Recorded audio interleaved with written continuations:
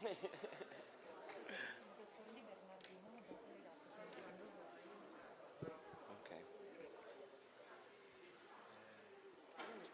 Credo che manchi, vabbè, tanto Metti qui e faccio saluti ma che chiedi? Ma che ci manchi? Vabbè, Pietro, siediti di là, Ludovico vieni di qua. ok.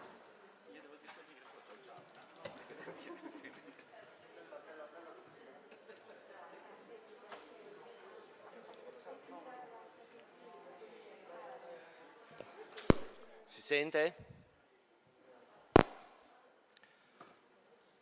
Benvenuti. Purtroppo questa pandemia ci costringe veramente a ridurre chi avrebbe voluto partecipare. Alcuni posti restano ancora liberi, ci sono persone fuori, adesso vedremo un po' come gestirle.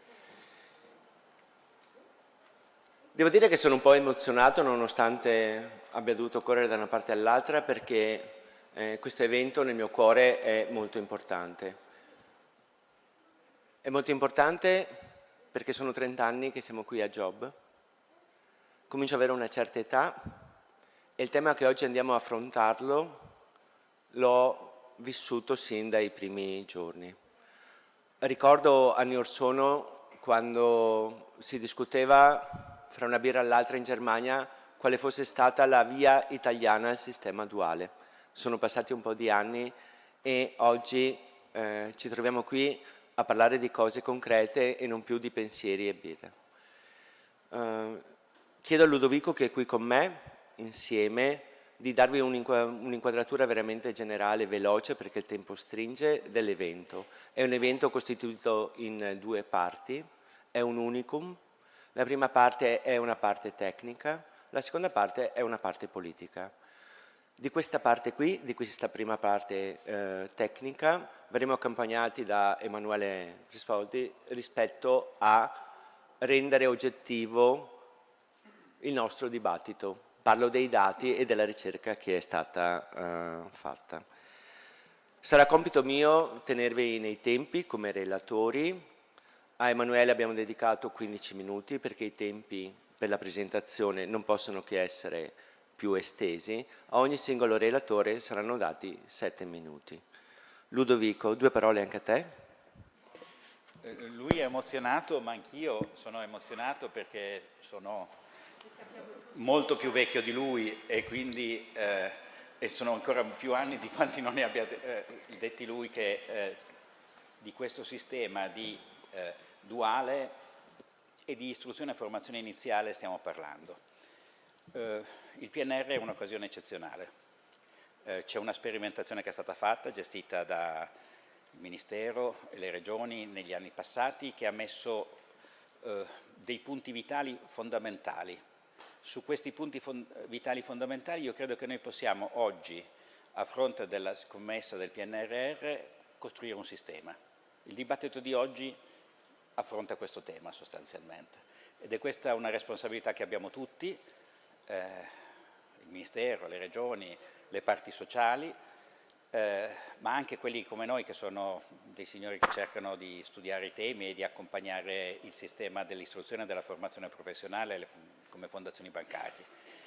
Credo che sia un tema molto importante per il nostro Paese, sia per chi è più in difficoltà, tutti i ragazzi, i più giovani che sono più in difficoltà, ma più in generale perché sia possibile lo sviluppo del nostro territorio, perché il duale mette delle cose nuove fondamentali, la parola impresa formativa, il fatto che l'ente di formazione si apre al territorio, il fatto che ci sono dimensioni nuove in cui l'ente e la formazione, ma anche gli individui, entrano in una dimensione di sviluppo del territorio. Questa situazione di agentività, di sviluppo è, credo, una scommessa fondamentale in cui ci siamo ed è questo il tema che sarà il nostro dibattito. Grazie. Bene, prima di sentire Emanuele Crispolti abbiamo in linea l'assessore della Regione Lazio, l'assessore competente, e ha problemi di tempo e ci ha chiesto se poteva intervenire perché poi ha difficoltà e quindi chiedo se si può collegare.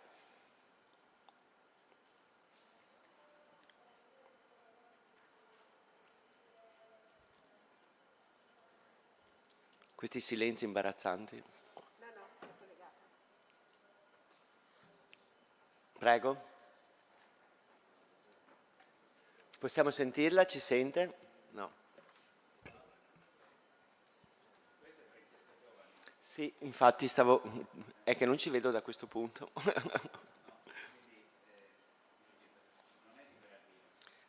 Di Berardino Claudio dobbiamo collegare. Assessore alla formazione e lavoro, Regione Lazio.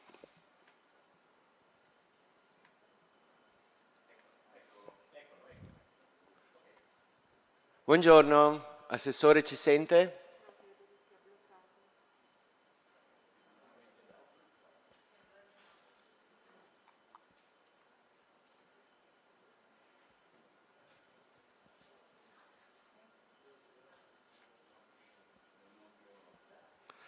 Chiedo a Emanuele nel frattempo se si vuole accomodare, che così vediamo se risolviamo questi problemi di connettività. Il 4.0. Emanuele, intanto ti lascio il posto. Se riusciamo a collegare l'assessore, al limite ti chiederò un breve stop.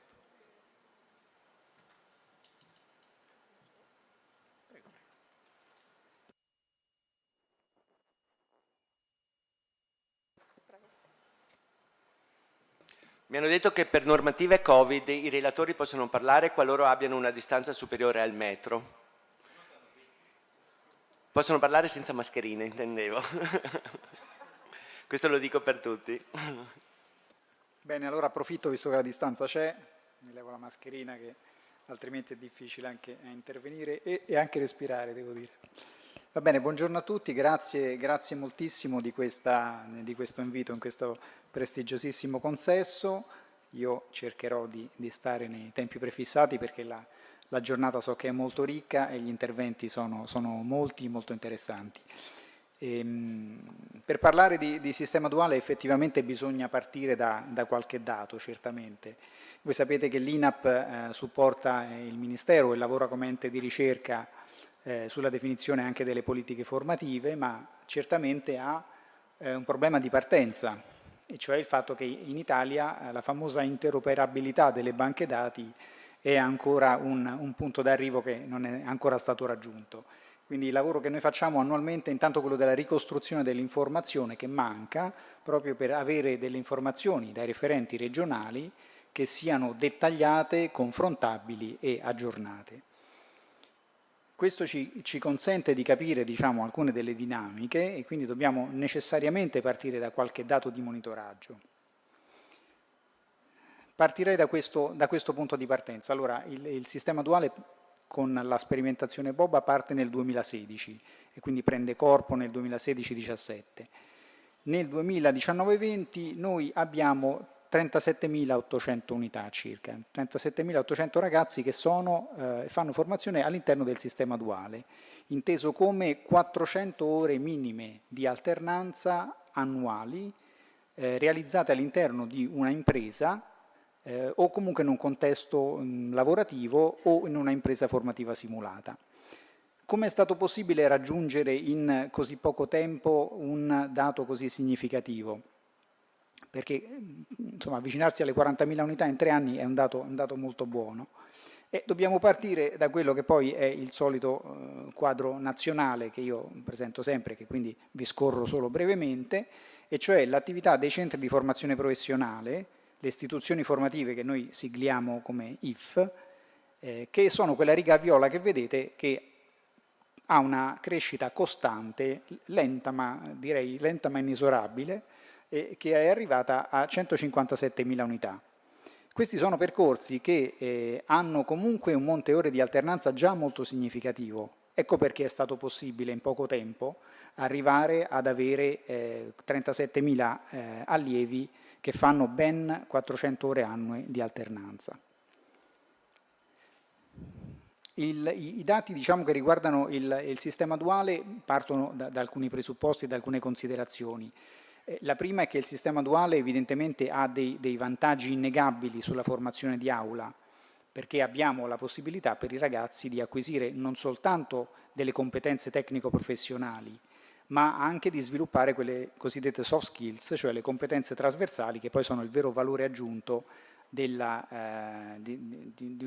capacità di un giovane di inserirsi in un processo di lavoro e che sono poi quegli elementi che fanno dire a un imprenditore sì, scelgo una persona piuttosto che un'altra, a secondo che questi ragazzi siano in grado di relazionarsi nel loro contesto, di capire qual è il livello di autonomia che possono avere, di riuscire ad imparare i processi produttivi anche in maniera autonoma, di relazionarsi con i clienti, i colleghi, lavorare in gruppo, essere autoimprenditivi anche nel senso di come dire, autopromuoversi e collocarsi correttamente all'interno di un contesto lavorativo. Un altro elemento come dire, di indiscutibile vantaggio è certamente il fatto che le competenze tecnico-professionali che si apprendono in situazione all'interno di un'impresa sono evidentemente delle competenze molto aggiornate, perché sono le competenze che servono misurandosi con i processi produttivi quotidianamente. Voi sapete che molti imprenditori lamentano un certo gap fra le competenze in uscita dai percorsi dei ragazzi che fanno lavoro d'aula prevalentemente e quelle che poi servono il giorno dopo per lavorare. Ecco, certamente fare molta alternanza significa che le competenze sono inesorabilmente, direi io, aggiornate, perché sono quelle che diciamo, si confrontano con il lavoro quotidiano. Poi noi dobbiamo guardare naturalmente anche i punti di debolezza del sistema per lavorarci e per migliorare.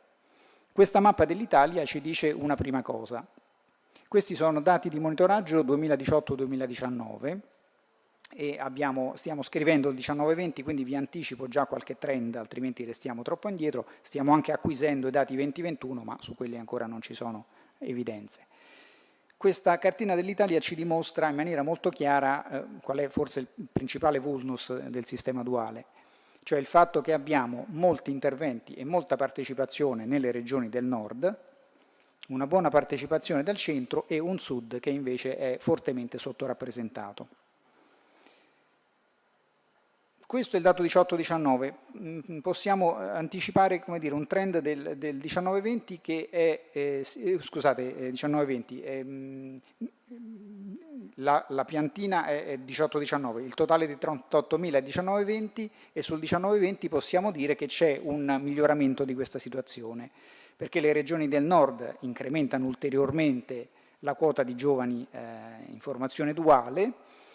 Al centro diciamo che c'è una certa riduzione delle regioni che avevano numeri più consistenti, cioè Toscana e Lazio, ma c'è un incremento robusto delle piccole che erano partite molto, molto piano, quindi Umbria, Marche, così come pure Abruzzo e Molise, e c'è una evoluzione molto positiva per quanto riguarda la Campania e ancora più significativa numericamente per quanto riguarda la Sicilia.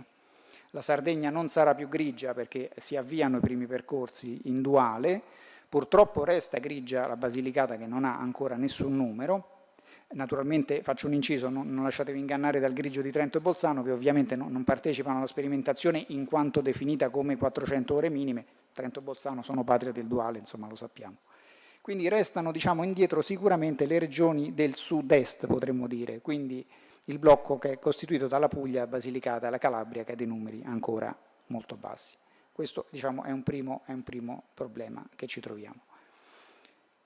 Quali sono gli anni formativi più interessati? Sicuramente si va affermando un modello di formazione in duale nella IFP che ha prevalentemente il duale al terzo e al quarto anno e questo è ragionevole e comprensibile, si punta di più sui ragazzi più grandi evidentemente.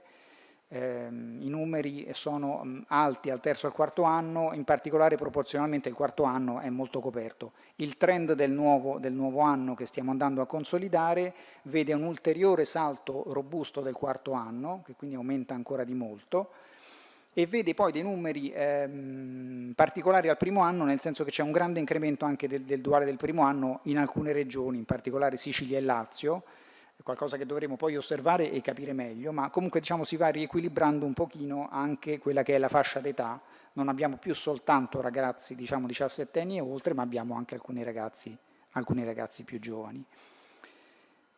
Il duale, che rappresentava il 21,8%, sale ulteriormente, ci avviciniamo verso il 24%, quindi diciamo, abbiamo ormai una percentuale di allievi in duale che nel 19-20 sta intorno a 1 su 4 praticamente. Quali tipologie di alternanza? Sapete che in duale appunto c'è l'alternanza rafforzata, cioè minimo 400 ore annue all'interno di un'impresa. Esiste l'altro strumento che in qualche modo è, diciamo, sussidiario a questo, che è quello dell'impresa formativa simulata, cioè delle modalità di simulazione diversamente intese anche a partire da una serie di applicativi informatici che consentono, laddove non sia possibile, non sia sempre possibile mettere in formazione i ragazzi all'interno delle imprese, comunque creare delle simulazioni che abbiano comunque un valore. È uno strumento che ha una sua validità e che è comunque molto interessante. Tutti capiamo che non può ovviamente essere paragonato al vero contesto lavorativo. Quel dato è positivo, nel senso che ci accorgiamo che sono solo un 5% quei giovani che fanno soltanto l'impresa formativa simulata, gli altri fanno o alternanza rafforzata o sia l'uno che l'altro. Quindi oltre il 95% dei ragazzi fa comunque esperienza di lavoro in azienda. Le figure professionali sono le stesse preferite, sono le stesse del sistema IFP in generale, quindi benessere e ristorazione, quindi non mi ci soffermerei. I qualificati erano circa 8.000, e qui troveremo un salto sull'annualità successiva di circa 1 migliaio, 1.000-1.500, poi naturalmente insomma, vedremo i dati di dettaglio, e sui diplomati avremo invece un incremento sicuramente ancora più significativo. Poi ci sono i percorsi in duale sugli FTS, che sono in realtà piuttosto limitati come numero, perché abbiamo 1.639 iscritti e sono prevalentemente in Lombardia, in Emilia-Romagna e qualcosa nelle Marche. Sono piccoli anche i numeri dei percorsi modulari per NEET, cioè quei percorsi che, organizzati per moduli, consentono di riallineare le competenze dei giovani che hanno già fatto delle esperienze formative, che sono in genere più grandi dei 14-17 anni, 14-17 anni che troviamo nei percorsi e che sono entrati come prima scelta, e sono dei moduli che consentono quindi di colmare quei buchi, diciamo, di competenza, tale da poter consentire due soluzioni: o l'acquisizione direttamente di una qualifica, di un diploma, o più frequentemente un rientro all'interno dei percorsi formativi. In questo caso bisognerà andare a definire un pochino meglio questo concetto di modulari e anche il target a cui questi si applicano, per andare a definire dei percorsi che non siano dei percorsi praticamente interi di formazione, ma siano dei percorsi veramente di modularità che consentono di recuperare giovani che hanno già fatto delle esperienze formative. Un dato che riguarda l'apprendistato.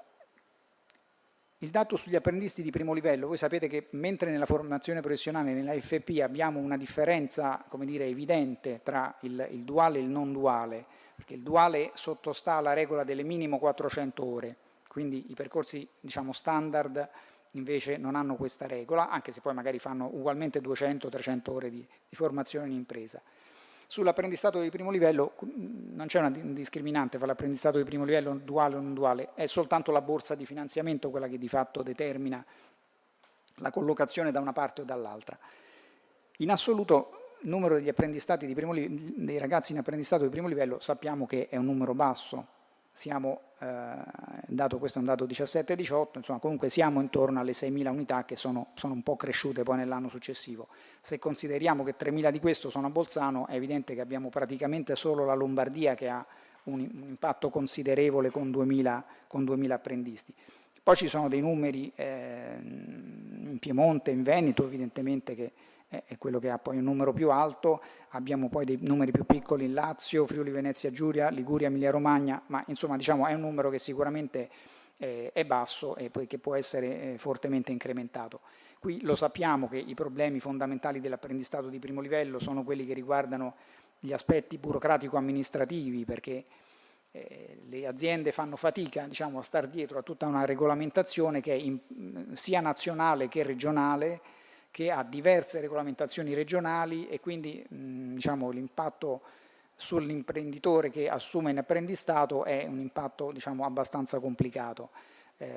si ha la netta preferenza nello spostarsi verso i giovani 17-18 anni che entrano nell'apprendistato professionalizzante, quindi è vero, ci sono meno incentivi fiscali e contributivi, però è anche vero che ci sono molti meno vincoli e molte meno complessità. Quindi bisognerà trovare, diciamo, delle soluzioni a questo tipo di situazione.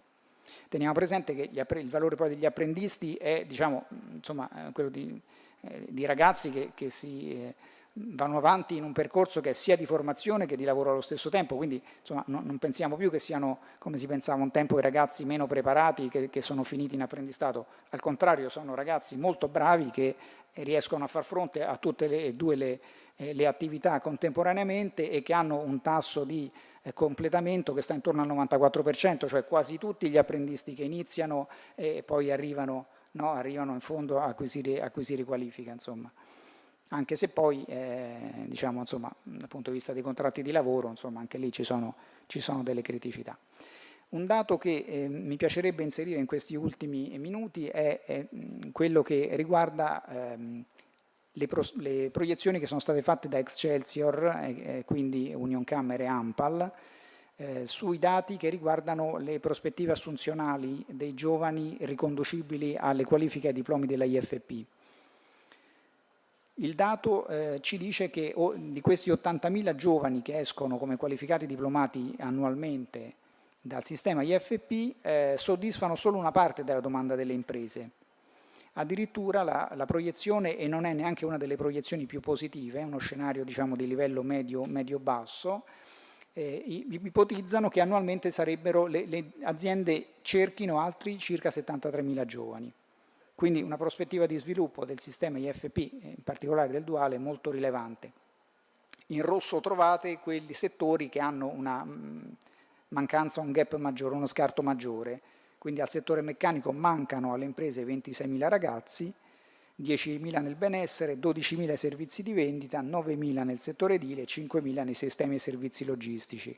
Questi ultimi due settori in particolare soddisfano pochissimo delle richieste delle imprese, cioè un fabbisogno che sta fra il 2 e il 4%, quindi c'è una quota di richieste inevase molto, molto significativa.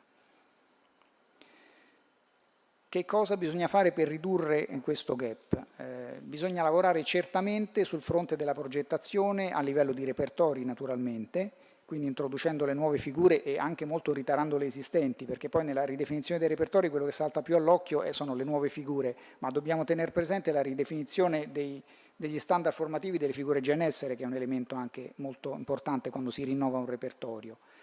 E anche non solo, diciamo, il repertorio nazionale, ma le curvature cosiddette, le chiamiamo così, a livello regionale, cioè quelle operazioni di adeguamento che fanno alcune amministrazioni regionali sulla base delle analisi però mirate dei fabbisogni imprenditoriali, per far sì che l'operatore agricolo, l'operatore della ristorazione del Veneto, del Piemonte o della Sicilia abbiano, oltre agli standard nazionali, delle specificità per rispondere alle esigenze del mercato locale. Indirizzare poi finanziamenti da parte delle regioni verso le figure con maggiori prospettive occupazionali. Ecco, bisogna cominciare a focalizzarsi, a partire da quel gap che abbiamo visto, proprio su quelle figure che hanno maggiori possibilità di trovare occupazione. E questo sul fronte, diciamo, quindi dei finanziamenti è un impegno che sta alle regioni. Sul fronte poi delle famiglie invece bisogna andare dall'altra parte e convincere e raccontare alle famiglie che alcune figure sono forse meno appetibili, possono essere forse tutti cuochi, però diciamo certamente alcune figure, per esempio nel settore edile della logistica, trovano occupazione con molta facilità. Tutto questo il work-based learning, vado a chiudere, gioca un ruolo ovviamente essenziale perché, come dicevo, dà quella prospettiva di ancoraggio al mercato che è fortissima e che consente proprio di sviluppare quelle competenze che il mercato richiede e mi ripeto, e anche di potenziare quelle competenze chiave che sono un volano fondamentale per la transizione al lavoro. Vi ringrazio.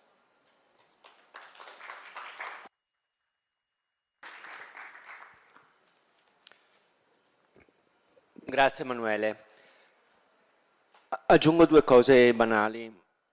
Come sistema ENAIP noi abbiamo circa 20.000 ragazzi. Credo di essere stato fra i soggetti come organizzazione che più ha spinto per il sistema duale. Vi do 2 dati ed è un invito a Emanuele nella sua qualità di ricercatore.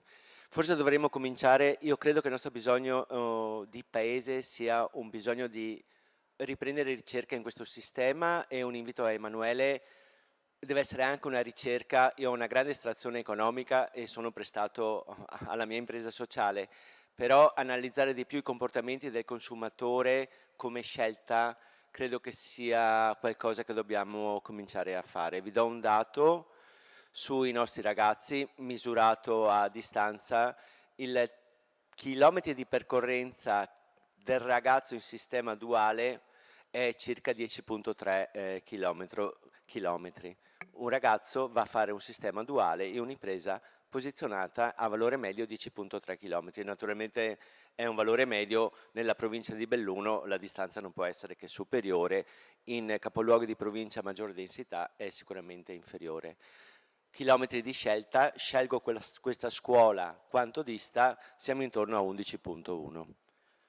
Credo che essere presente a una platea di persone estremamente intelligenti più di me, questo dato vi dice tutto.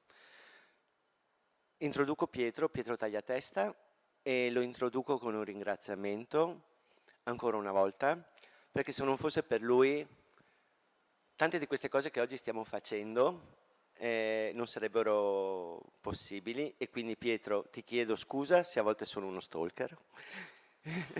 Ti chiedo scusa se nei miei momenti di bisogno, di certezza, ti telefono, ti rompono le scatole, però poi alla fine ancora una volta realizziamo queste cose perché esisti anche te. A te la parola. Grazie Giorgio delle belle parole, vi ringrazio a tutti. No, se ce ne fossero di stalker come te, ne conosco altri che sono ben peggiori, non ti preoccupare. Allora, abbiamo pochissimo tempo, quindi io penso che andiamo subito all'essenza della questione. Volevo soltanto dire che il tavolo che ci seguirà è la testimonianza di un interesse veramente importante sul sistema duale, e di questo naturalmente me ne rallegro. Andiamo a quelle che sono le risorse. Credo che è importante anche pensare alle risorse che il Ministero del Lavoro ha messo in campo. Il Ministero del Lavoro, sin dall'inizio della sperimentazione, ha investito molto su questa misura. È partita con un ammontare finanziario, e adesso si è consolidato con, dal 2018 in pratica sono 75 milioni a regime, e a cui si aggiungono altri 50 che praticamente vengono messi in ogni finanziaria. Facciamo sempre una battaglia per la finanziaria, ma ormai diciamo che si è quasi consolidato anche nei nostri politici, diciamo, l'idea di rafforzare il sistema duale anche ogni anno nella legge finanziaria.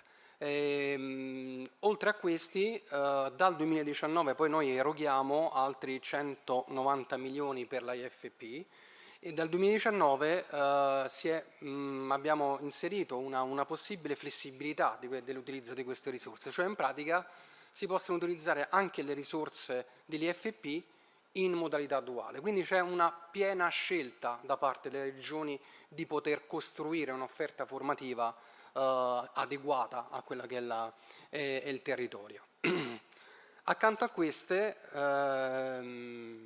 lo scorso anno abbiamo lì, quando si parlava di PNRR, ci è arrivata appunto la richiesta di quali potessero essere gli investimenti del Ministero, e noi abbiamo proposto la scheda duale. Una scheda che è stata fortemente caldeggiata, fortemente motivata e approvata. Non tutte sono state approvate, questa è stata approvata, evidentemente c'è quindi è stata ben, diciamo, supportata, e si è vista naturalmente come una delle politiche, queste fondamentali anche a livello di Commissione europea, di transizione scuola-lavoro e di politiche formative per i giovani. La decisione del Consiglio quindi ha approvato del Consiglio ha approvato a luglio la scheda. La scheda prevede un investimento, qualcosa di diverso quindi da una riforma, perché per chi ha un po' ha visto il PNRR ci sono delle riforme, questo è un investimento, quindi un rafforzamento di qualcosa che è già in essere, L'ammontare è di 600 milioni di euro per 5 anni fino al 2025, che è il termine della misura. Il primo milestone, così era la definizione dei criteri di riparto delle risorse che poi verranno assegnati, e abbiamo fatto un tavolo già con il direttore, naturalmente, che è stato il 10 novembre, e già abbiamo definito il decreto ministeriale che già è avviato l'iter per la firma del ministro di questo decreto. Poi seguiranno dei decreti direttoriali nel primo semestre del 2022, dove si definiranno quelle che sono la gestione delle risorse e tutte le modalità. Devo dirlo, molto complesse, perché si sta definendo la governance del PNRR, e anche le modalità di gestione sono molto complesse. Per chi ha avuto modo di leggere un po' le linee guida trasmesse dal MEF, forse si è potuto rendere conto della complessità anche che sarà gestire queste risorse. Per il primo anno è stato deciso con le regioni di un primo ammontare di 120 milioni, ma negli anni successivi si è deciso di ogni anno, ci sarà un altro decreto ministeriale nel quale si definirà l'importo che verrà distribuito. Questo perché? Perché si vuole valutare l'andamento dell'azione, si vogliono valutare anche insieme alle regioni le azioni per facilitare la realizzazione dell'azione. Per quanto riguarda il target, ecco, questo target è molto ambizioso, nel senso che noi abbiamo visto i dati, c'è quindi una baseline di 39.000 giovani nel sistema duale, e nel 2025 dobbiamo raggiungere 135.000 ragazzi all'interno del sistema duale. Quindi voi potete capire, insomma, che il target è molto ambizioso e molto sfidante per tutti quanti. Per il Ministero, per le regioni, per le imprese. Qui è un'azione questa che, perché per potersi veramente realizzare, per poter raggiungere quel target, ha bisogno di tutti, è di un'unità di intenti, perché e ora passo un po' a qualche considerazione. Poi allora, i divari territoriali è una criticità, lo sappiamo benissimo, che in alcuni territori, non soltanto del sud, non voglio dire che spesso sia non soltanto del sud, ci sono delle difficoltà. È naturale che la sperimentazione è partita e si è sviluppata laddove c'era una struttura già consolidata. Laddove non c'era ha avuto difficoltà, però ecco, il lato positivo è che ormai tutte le regioni stanno cominciando ad entrare in un percorso duale, a infrastrutturare, e quindi diciamo che la sperimentazione, e poi dopo che è andata a sistema, però il duale, il PNRR sarà l'occasione per veramente mettere a sistema e per rafforzare questa misura. Stiamo naturalmente pensando ad alcune azioni per colmare il gap, azioni di capacitazione amministrativa, eventuali assistenze che si potranno dare a quelle regioni che effettivamente hanno difficoltà. Sono tutte azioni che noi naturalmente concorderemo con le regioni. Si è avviato proprio per condividere il decreto un tavolo tecnico, e proprio nel dettato costituzionale noi prenderemo decisioni insieme alle regioni. Ha parlato dei quarti anni, Emanuele, quella è anche una criticità che noi sinceramente vorremmo sanare. Perché? Perché non dare il quarto anno non vuol dire penalizzare il ragazzo a non accedere a quella filiera formativa lunga sul quale noi stiamo investendo, anche con qualche diciamo, proposta che magari si potrà fare anche di tipo normativo. Noi la filiera lunga, IFP, IFTS, ITS è sicuramente quello che noi ci auguriamo, una valorizzazione di questa filiera, una valorizzazione degli IFP, cioè il duale di positivo ha avuto anche molto una valorizzazione degli IFP, a partire anche dagli esiti occupazionali. Emanuele non l'ha detto, ma gli esiti occupazionali sono veramente incoraggianti, perché a 3 anni i qualificati sono al 62% e i diplomati al 69%. Quindi l'IFP e il duale si stanno veramente configurando come un percorso alternativo ai percorsi ordinamentali, ma veramente performante. L'ultima cosa sull'apprendistato. L'apprendistato di primo livello, noi ci stiamo lavorando, abbiamo un tavolo tecnico sull'apprendistato con le regioni, con le parti sociali. È vero che l'apprendistato di primo livello ha delle specificità particolari, il doppio status, diciamo, del ragazzo studente lavoratore porta con sé delle difficoltà che però noi stiamo cercando di sanare o quantomeno di facilitare. Poi effettivamente lì entra anche in gioco un po' come dire, anche il ruolo delle imprese che forse il ruolo, nel senso che questa diventa un po', noi abbiamo sempre il riferimento del sistema tedesco. Lì è quasi un dovere sociale, diciamo, per le imprese assumere i ragazzi e fargli fare un'esperienza in duale. Quindi noi dobbiamo andare un po' forse al di là della mera convenienza dell'utilizzo di quel ragazzo che comunque c'è, ma dire che stiamo investendo sui giovani per un futuro, dare quindi ai giovani delle competenze. Noi stiamo anche sull'apprendistato valorizzando le competenze. Il ragazzo che fa l'apprendistato deve avere un'attestazione in più, un qualcosa in più che lo differenzia dal dal ragazzo che ha fatto l'IFP, benissimo, però anche l'apprendistato va valorizzato, e quindi proprio in termini di spendibilità delle soft skills, ma anche in spendibilità di quelle che sono le competenze tecnico-professionali che sono state acquisite.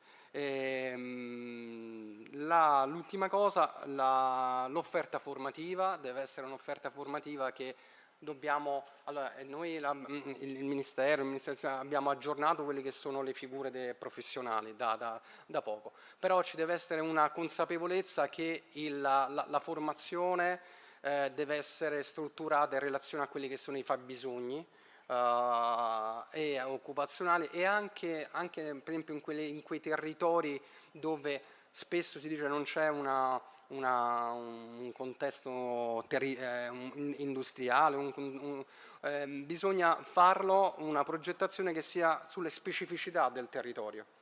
Quindi ci deve essere anche su questo uno sforzo per esempio da parte delle istituzioni di aggiornare molto più rapidamente il repertorio professionale. Mi sembra che sono passati 6, 7, 8 anni dall'ultimo, quindi sicuramente su questo dobbiamo fare, ma anche le regioni devono aggiornare i loro repertori, e forse anche l'offerta formativa deve essere molto più, come dire, variegata e intercettare i reali bisogni occupazionali. Mi fermo qua, non so quanto ho fatto, ma spero di essere stato nei tempi. Grazie.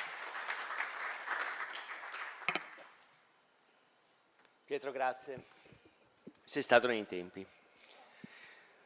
Aggiungo due cose prima di passare la parola a Raffaella per Ampal Servizi. Questo lo dico con orgoglio, e a volte ci dimentichiamo.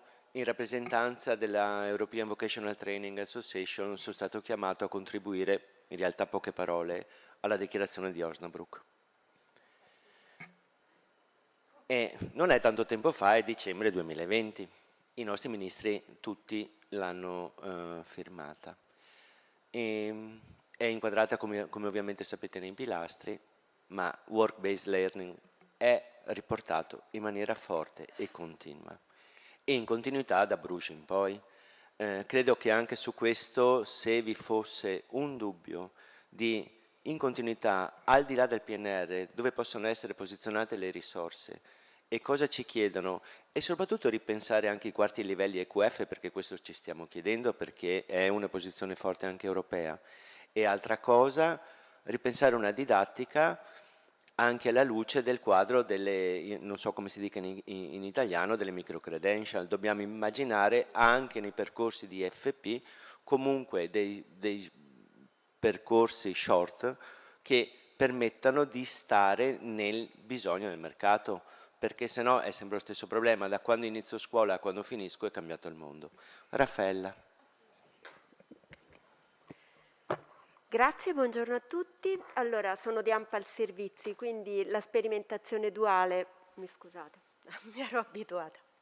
Allora, abbiamo contribuito ad attuare la sperimentazione duale, abbiamo fatto le notti nella selezione dei 300 enti di formazione, quindi, e poi successivamente abbiamo fatto l'assistenza tecnica sugli enti di formazione e sulle regioni, quindi seguendo complessivamente tutto il sistema. Grazie a Pietro Tagliatesta, che anche io ringrazio, abbiamo fatto anche l'attività di assistenza tecnica verso il Ministero.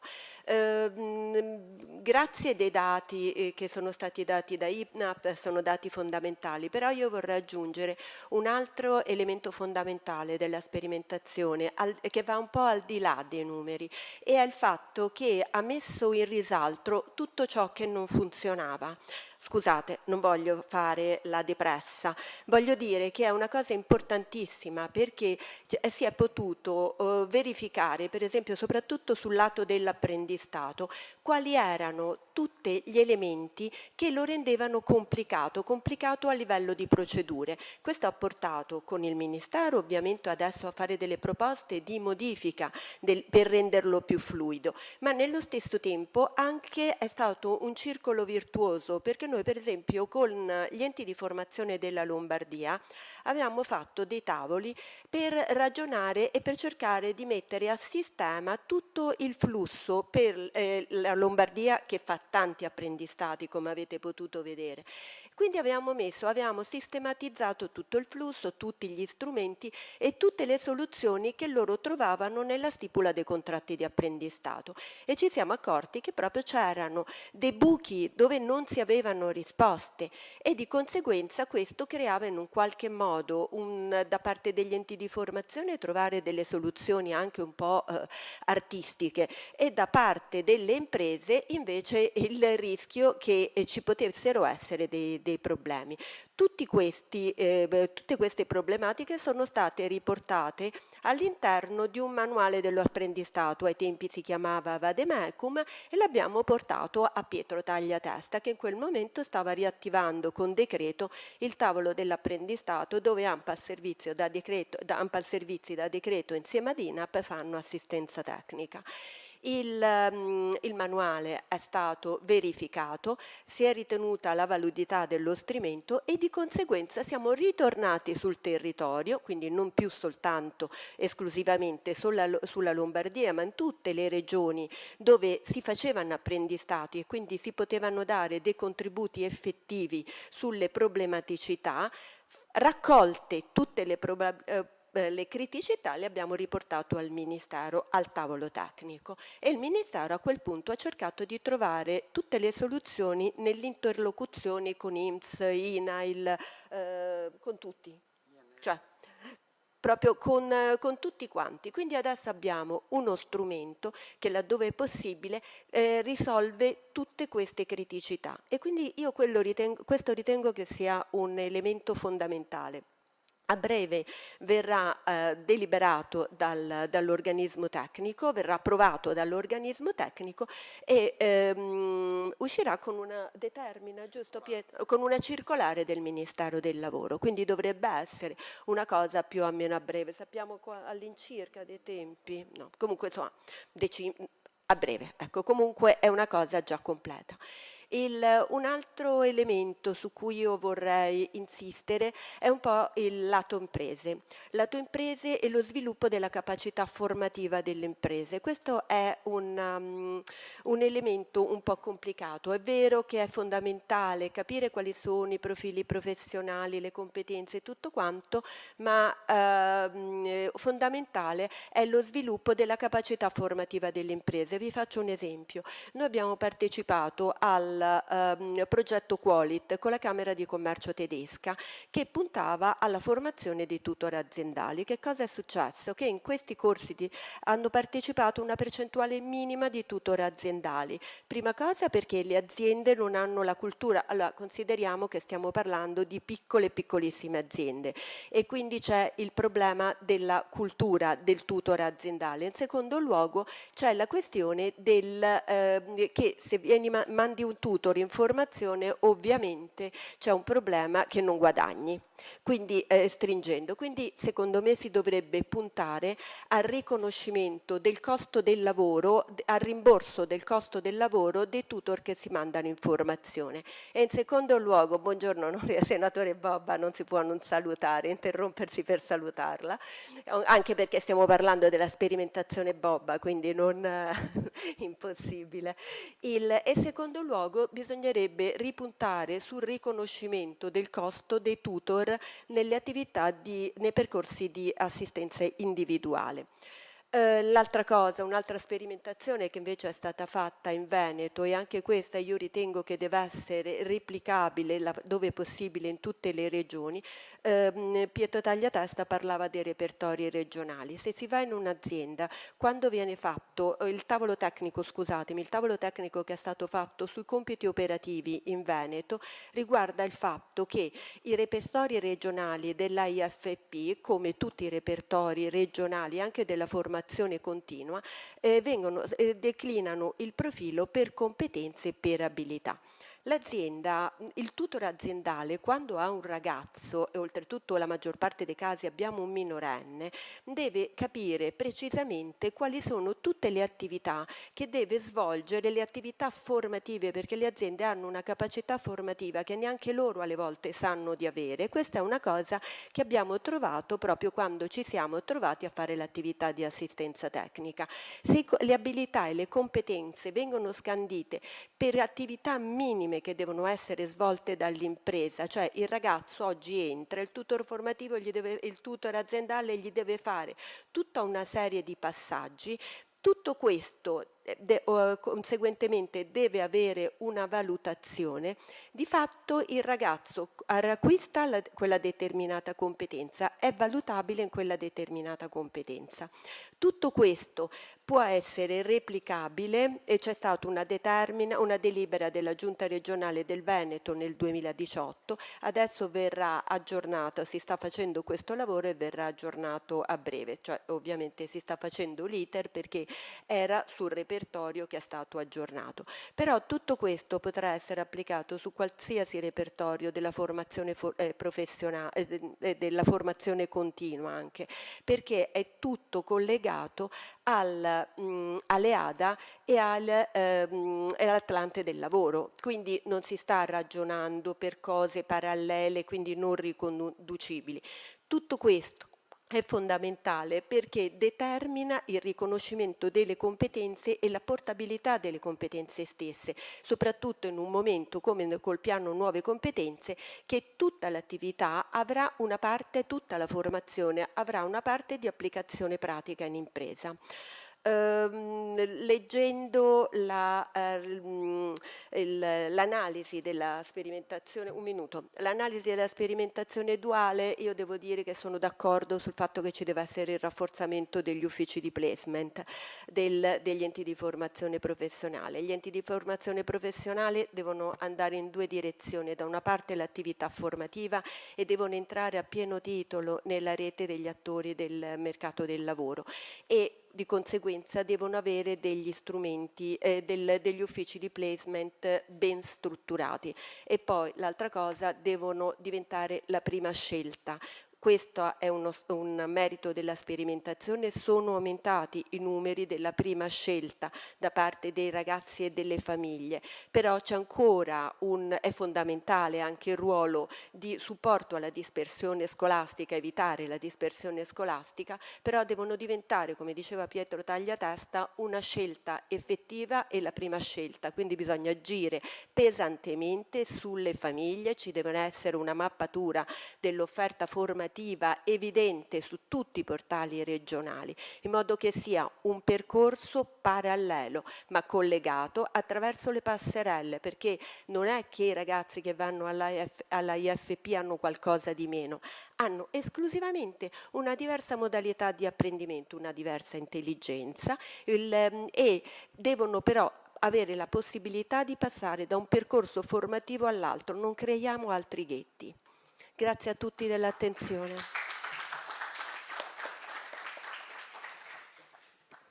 Grazie Raffaella. Purtroppo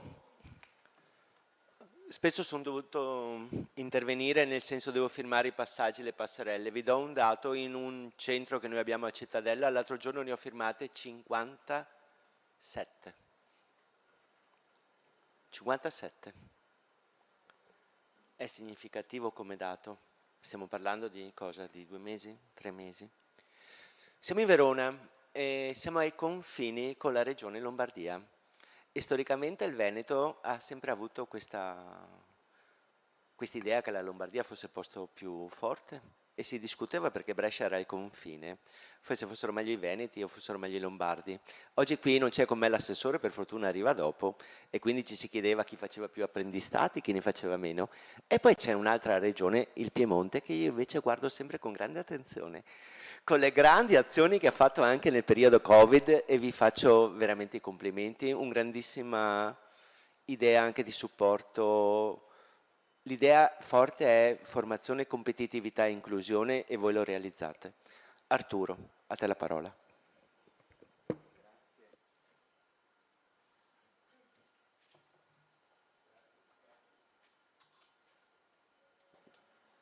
Grazie per l'invito, un'iniziativa veramente interessante che ci ha visti e ci vede come regione coinvolti sia per quanto riguarda naturalmente il sistema di FP sia per quanto riguarda il duale.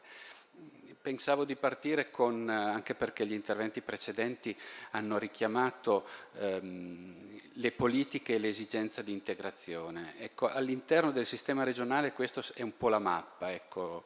Sviluppo del capitale umano, politiche per l'occupazione, politiche dell'inclusione. Naturalmente parlando di FP siamo sul primo livello, però a noi piace vedere come il sistema della formazione professionale sia strettamente collegato al sistema di orientamento permanente, ma anche al sistema delle politiche attive e dei servizi al lavoro. Ecco, in sostanza noi abbiamo poi sviluppato anche queste categorie di intervento e quindi ipotizzato e sviluppato degli sviluppi di competenze particolari per le categorie che richiamavo, ma vado veloce perché pensavamo anche uno sguardo velocissimo sugli investimenti annuali della Regione, quindi sulle competenze, sui IFP e lotta alla dispersione 100 milioni, 15-20 mila persone, sull'occupazione 15 milioni per gli apprendisti, 15.000 persone, all'interno dei 30-35 milioni annui sulle 20.000 persone, sempre in ambito occupazione, e l'inclusione 10 milioni, 1.000 persone l'anno. Ci piace anche qui un richiamo velocissimo, però veniva accennato le evidenze valutative, cioè in sostanza il sistema IFP continuamente verifica le evidenze sul quanto riguarda la riduzione alla dispersione scolastica, l'inserimento occupazionale e anche l'apprendistato, l'occupazione e quindi gli esiti occupazionali e l'inclusione sociale. Ecco, quindi le evidenze valutative sono uno degli elementi portanti. Per quanto riguarda l'IFP, richiamerei velocemente i percorsi fatti in Piemonte, quindi i percorsi diciamo ordinari, triennali e quarti anni, gli interventi di sostegno, quindi disabili, ma anche laboratori di sostegno individuali, laboratori di accompagnamento e recupero per apprendisti, accompagnamento all'apprendistato e poi percorsi duali, sia nei triennali che nei percorsi di diploma tecnico. Anche noi cogliamo con molto interesse, pur nei temi che dicevamo, cioè l'andamento della formazione in base ai fabbisogni, ma anche naturalmente le esigenze di orientamento nei confronti delle famiglie. Quindi qui stiamo osservando che cosa sta succedendo sull'offerta, quindi una forte attenzione ai fabbisogni delle imprese, certo c'è sempre la domanda delle famiglie. Ecco, mi soffermerei invece un attimo di più sulle proposte all'interno del percorso fatto sul duale, alcune proposte, meriterebbe discuterle però e approfondirle, ma un primo tema senza dubbio è la personalizzazione dei percorsi e delle strategie formative, quindi percorsi personalizzati, modulari, formativi, un apprendistato in situazioni lavorative e con tutor aziendali, come veniva detto.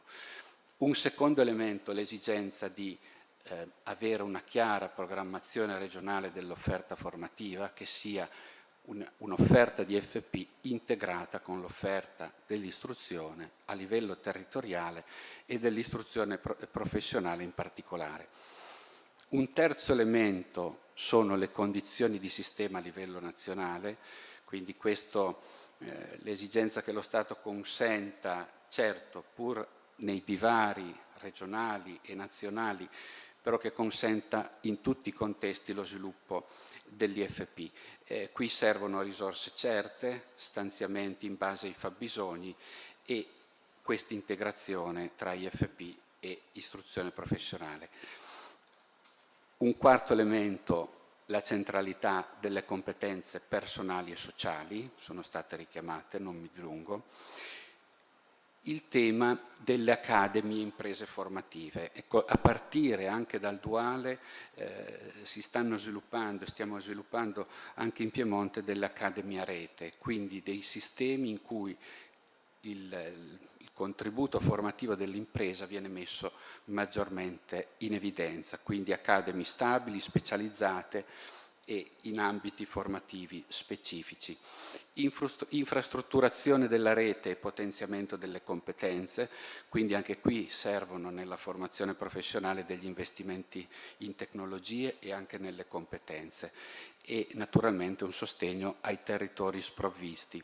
La filiera professionalizzante verticale, cioè dare sostanza ad un sistema di filiera lunga e quindi evitare le soluzioni di continuità che stiamo sperimentando. Un altro elemento, anche qui veniva richiamato, servono incentivi alle imprese e il riconoscimento formativo del ruolo delle imprese e pensiamo, e abbiamo già detto, del tutor formativo in particolare. Un elemento di diritto allo studio, ecco, quindi garantire la possibilità anche all'interno dell'istruzione e formazione professionale, della formazione professionale, di un percorso continuativo, quindi che consenta passaggi e completamenti di studi in continuità. L'ultimo elemento, istruzione e formazione professionale anche per adulti, quindi pensare all'apprendistato di primo livello con persone maggiori di 25 anni, azioni di sostegno, flessibilità, personalizzazione anche in questo caso. Ecco, anche qui ci sono diversi servizi, sia servizi di accompagnamento al lavoro, ma naturalmente anche servizi di individuazione e validazione delle competenze.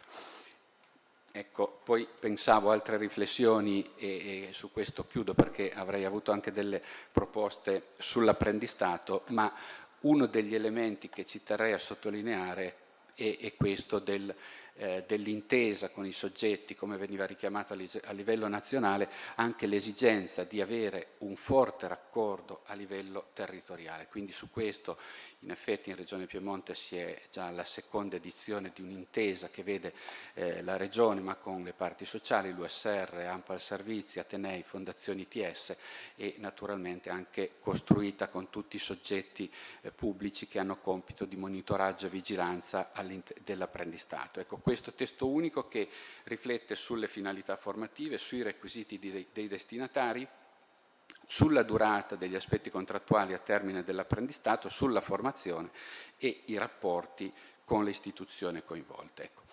Mi soffermerei qua perché temo di aver già sforato sul tempo e in effetti sul modello regolatorio pensavamo un modello gestionale informatizzato semplice, un'efficacia delle strategie di promozione e diffusione, un modello regolatorio aggiungo un elemento, il pensare alla programmazione integrata di misure a sostegno del capitale umano con misure di competitività territoriale, in particolare su innovazione e ricerca. Grazie. Grazie ancora Arturo e ti rinnovo i miei complimenti per le attività che fate nella vostra regione, estremamente veramente interessanti e efficaci. Grazie. Faccio soltanto una precisazione, mi sono dimenticato una cosa importante perché che mi è venuta adesso in mente con l'intervento del tutoriale, che nella scheda del PNNR è previsto anche sperimentazione dell'apprendistato per gli adulti. Questo naturalmente è in relazione al piano di garanzia, al piano per lo sviluppo della competenza della popolazione adulta che è stato approvato a luglio in conferenza unificata, dove c'erano le regioni che appunto avevano, partendo da una sperimentazione, si impegnava, insomma, ci si impegnava a una messa a sistema diciamo, di percorsi di FP per adulti e quindi lo abbiamo agganciato con delle sperimentazioni per cui si potrà, questo in un'ottica di acquisizione di titoli di studio partendo dai 13 milioni di adulti che non hanno titoli di studio alti, quindi si pensa a un IFP per chi ha la terza media con percorsi generalmente scontati dell'esperienza lavorativa fatta. Comunque era soltanto una precisazione perché è all'interno del PNR e mi sembra anche importante in un'ottica futura. Ecco. Beh, credo una precisazione doverosa e importante. E non so se sia collegata Francesca.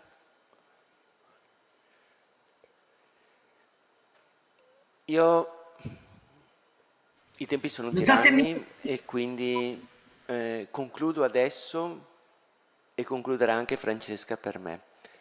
Vi ringrazio tutti, dopo passerò la parola a Ludovico. Non posso sforare i tempi perché qui di fronte ho Gigi che mi richiamerebbe subito. Ho un rapporto con Gigi da quando ero giovane, anche con lui.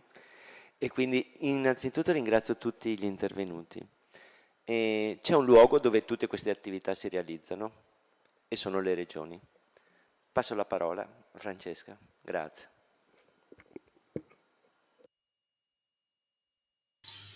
Grazie Giorgio, sono veramente un ringraziamento sentito per l'invito a questa sessione di lavoro tecnica che è molto importante. Il compito che mi ha dato Giorgio è quello come coordinatrice delle regioni in materia di lavoro, formazione, istruzione, di traguardare il mio breve e sintetico intervento al tavolo politico. Quindi cercherò di essere più breve possibile e ho apprezzato molto sia gli interventi dei relatori che l'indagine che è stata presentata. Oggi parliamo di un tema importante, il ruolo e il futuro del sistema duale, l'offerta formativa e come essa interagisce con il mondo del lavoro, che sono parte integrante delle politiche del lavoro. Se la formazione funziona, anche la transizione dei giovani nel mercato del lavoro diventa meno problematica e si abbattono tutte quelle problematicità tipiche del mercato del lavoro italiano, che sono il mismatch, che sono la dispersione scolastica, che sono i NEET e che riguardano il mancato incontro tra domanda e offerta di lavoro. Quindi per anni ci è stato detto che bisogna aumentare la flessibilità del mercato del lavoro per ridurre la disoccupazione giovanile. Oggi stiamo prendendo conto che ci può essere un'altra strategia percorribile, che è quella di riformare il sistema di istruzione e formazione professionale, e questa giornata ne è la dimostrazione. Quindi la sfida è quella di realizzare la versione italiana del sistema duale, con una riforma organica e integrata in materia di politiche attive e di formazione. Noi dobbiamo dare una risposta ai fabbisogni delle imprese e il nostro sistema ha un 7% di giovani che conseguono un titolo in forma duale contro il 30% dei giovani tedeschi. Quindi abbiamo e possiamo fare molto in materia, abbiamo un PNRR che ci fornisce anche delle risorse importanti per il prossimo quinquennio. Sono state ricordate quelle del duale, che sono 600 milioni con cui dovremo raggiungere entro il 2025 135.000 ragazzi, ma io voglio ricordare anche le risorse importanti che arrivano per le politiche attive del lavoro e la formazione, che ammontano a 4 miliardi e 400 milioni, e al potenziamento dei centri per l'impiego, che sono ulteriori 600 milioni.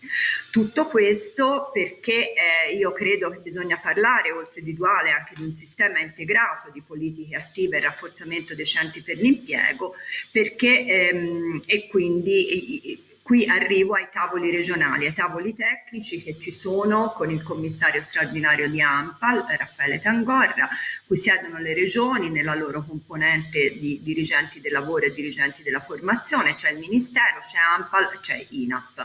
Quindi un tavolo di coordinamento importante che vede una squadra che mette in campo le proprie risorse umane, e una sfida che ci ha coinvolto da prima dell'estate, a cui abbiamo lavorato ininterrottamente e su cui poi ci sarà un confronto ovviamente successivo con la politica.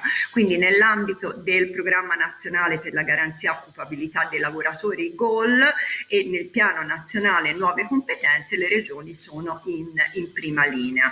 Sono in prima linea per realizzare quella che è in corso di definizione la sperimentazione della via italiana al sistema duale. Quindi quello che contiene il piano nazionale delle nuove competenze è proprio la fase di transizione duale sia dei sistemi della formazione professionale che del sistema delle imprese, attraverso la progressiva standardizzazione delle misure, l'ampliamento dell'offerta di apprendimento duale su tutto il territorio nazionale, il rafforzamento in chiave di filiera dell'offerta formativa e il rafforzamento della propensione delle imprese nell'utilizzo dell'apprendistato duale e della capacità formativa delle stesse.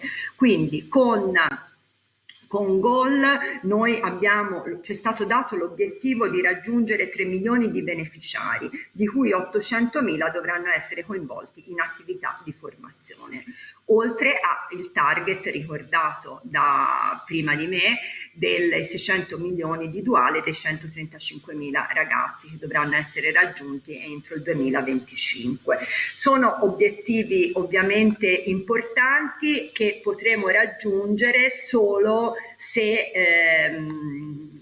avremo con noi degli sforzi anche di semplificazione. Io da questo punto di vista mi voglio ricollegare agli spunti tratti dalle lezioni americane di Calvino e dalla pubblicazione della Fondazione della Scuola, per concludere il mio intervento, che ovviamente condivido e che saranno fondamentali per traghettare questi 5 anni in cui abbiamo una riforma di fronte a noi che non è a invarianza di risorse, come sono state molto spesso le riforme del passato, è una riforma che ci dà risorse importanti anche per le nostre strutture pubbliche e che appunto per quanto riguarda i 6 punti, quindi condivido che potremo raggiungere gli obiettivi solo se ci sarà una semplificazione normativa e delle procedure, una flessibilità e modularità dei percorsi formativi per rispondere rispondere alle richieste del tessuto produttivo e anche del contesto storico, identità e visibilità, creatività anche tramite la comunicazione e la valorizzazione delle eccellenze, e a questo punto poi mi voglio ricollegare la personalizzazione dei percorsi, la sostenibilità, la capillarità e la continuità, con, come ha ricordato il collega prima di me, anche academy stabili, potenziamento della rete, soprattutto nei territori che sono rimasti più indietro. Io su questi punti vorrei introdurle un settimo, che è il ruolo dell'orientamento, su cui abbiamo una carta di Genova con la scuola delle regioni.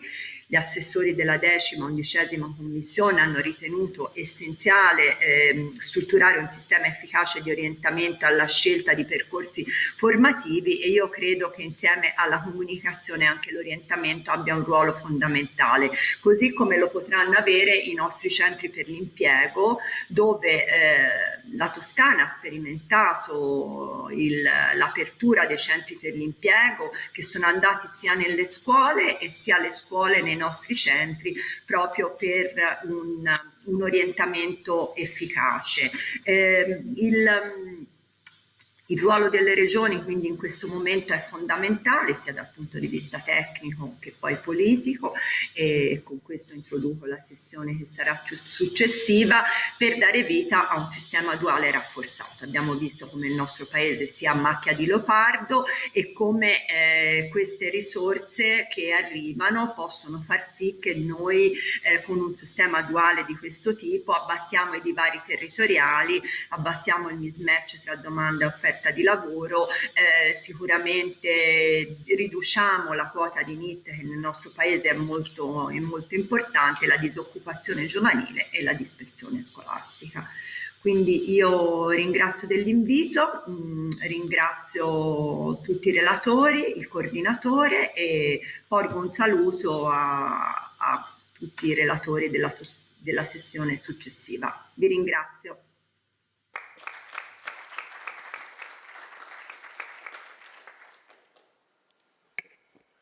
Questa prima parte è finita. Io passo il testimone a Ludovico, in una compagnia sicuramente migliore della mia. È un dato, in questo momento stiamo girando intorno alle 200 presenze, più o meno, come dato in questo momento. Ludovico, mi allontano.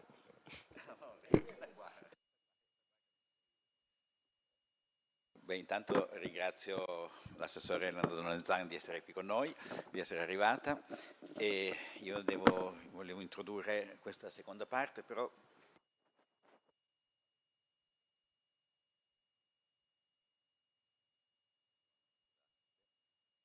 intanto provo ad aprire una... Ok. Allora, l'organizzazione di questa giornata è stata un po' una scommessa tra Giorgio e noi. Abbiamo messo insieme una cosa che era già un po' stata organizzata prima, più sul piano tecnico, poi abbiamo messo insieme un lavoro che ne avevamo fatto come Compagnia di San Paolo, di lavoro di indagine sul tema, sull'esperienza duale, sulla cosiddetta sperimentazione bomba. Cosa devo fare? Che è? Questo? No. Quale? Questo. Grazie, scusate, sono un analfabeta, mi dispiace, devo fare un corso duale, mi dispiace. Allora, la sperimentazione duale ha modificato molto il modo di lavorare del sistema di istruzione e formazione professionale, ha obbligato gli enti a muoversi in modi diversi, ha rotto le mura delle aule, i muri sono diventati porosi, si sono aperti al territorio, si sono aperti verso sistemi, li abbiamo chiamati ecosistemi formativi, sia verso la continuità, verso il sopra, ITS, scuole, università, sia però soprattutto sull'orizzontale, con il sistema delle scuole, con i sistemi delle imprese soprattutto con i sistemi delle imprese e con la loro capacità formativa. Ha modificato anche i tempi, perché le agenzie di formazione non sono più soltanto quel pezzo lì che porta alla qualifica, ma anche dopo. Con i ragazzini della generazione Z, quelli che sono nati dopo il 2000, c'è un problema nel momento in cui entrano nell'impresa di cultura, di far parlare i soggetti. Non c'è solo un problema di comportamenti, c'è proprio un problema di culture, e gli enti di formazione sono mediatori intorno in questo compito e quindi c'è un compito di accompagnamento successivo. C'è un tema di persone, non solo dei giovani che sono in questo modo ricostruiti, già si è parlato molto di soft skill e di quegli altri temi, ma c'è il fatto che ci sono delle figure nuove come i tutor formativi, che non sono più uno sviluppo di quel tutor che c'era prima e che andava a cercare di organizzare gli stage. Il tutor formativo è qui dentro un signore che fa da mediazione tra quello che l'impresa, quella specifica impresa e lo specifico ragazzo hanno come bisogni, uno di crescere e l'altro di inserimento. E sono bisogni, è un ruolo completamente nuovo, che porta a costruire i percorsi formativi in modo diverso, in modo assolutamente diverso. Quindi c'è un tema di accoglienza, c'è un tema di accompagnamento, c'è un tema del fatto che gli enti di formazione sono diventati agenti di formazione, si usa questa parola in inglese, agency, agentività, cioè il fatto che gli enti di formazione sono dei soggetti che costruiscono dei percorsi di singoli individui, di singoli ragazzi, di singole persone, ma lo possono fare in quanto il loro lavoro entra in un percorso di sviluppo del territorio. È una cosa di fondo anche, è un cambiamento anche di pelle e di ruolo degli enti. Abbiamo visto che le risorse ci sono, c'è il PNRR, c'è le risorse, ci ha detto prima Tagliatesta, che sono, anche se alla fine dell'anno, comunque tendenzialmente stabilizzate, e forse è la prima volta che noi parliamo di una situazione in cui delle risorse sono relativamente stabili. Il tema è oggi fare in modo che questo sistema, queste risorse, consentano a tutto il Paese, e quindi non solo la Regione Veneto o quella Piemonte, ma anche quella Lombarda, ma tutto il Paese, di avere un sistema infrastrutturato di istruzione e di formazione. A tutto il Paese di avere un sistema che è duale, a tutto il Paese di avere però alcune cose che devono essere fatte, e cioè una serie di atti regolamentativi a livello regionale, ne hanno parlato prima ANPAL Servizi, ne ha parlato la Regione Piemonte, ne hanno parlato la Regione Toscana, sull'apprendistato di primo livello perché sia appetibile, ma poi sull'accompagnamento delle regioni più in difficoltà. Quali sono i punti su cui io credo si debba lavorare? Credo che sono già stati detti, ma qui c'è un problema di personalizzazione fino in fondo. L'aula, la classe non funziona più, cioè non c'è più la scuola, è una cosa che è diversa. Però perché facciamo questo bisogna pensare a regolamentazioni regionali che per esempio finanziano i singoli, non le classi, perché sennò le cose non funzionano. Bisogna entrare dentro, lavorare, costruire dei meccanismi.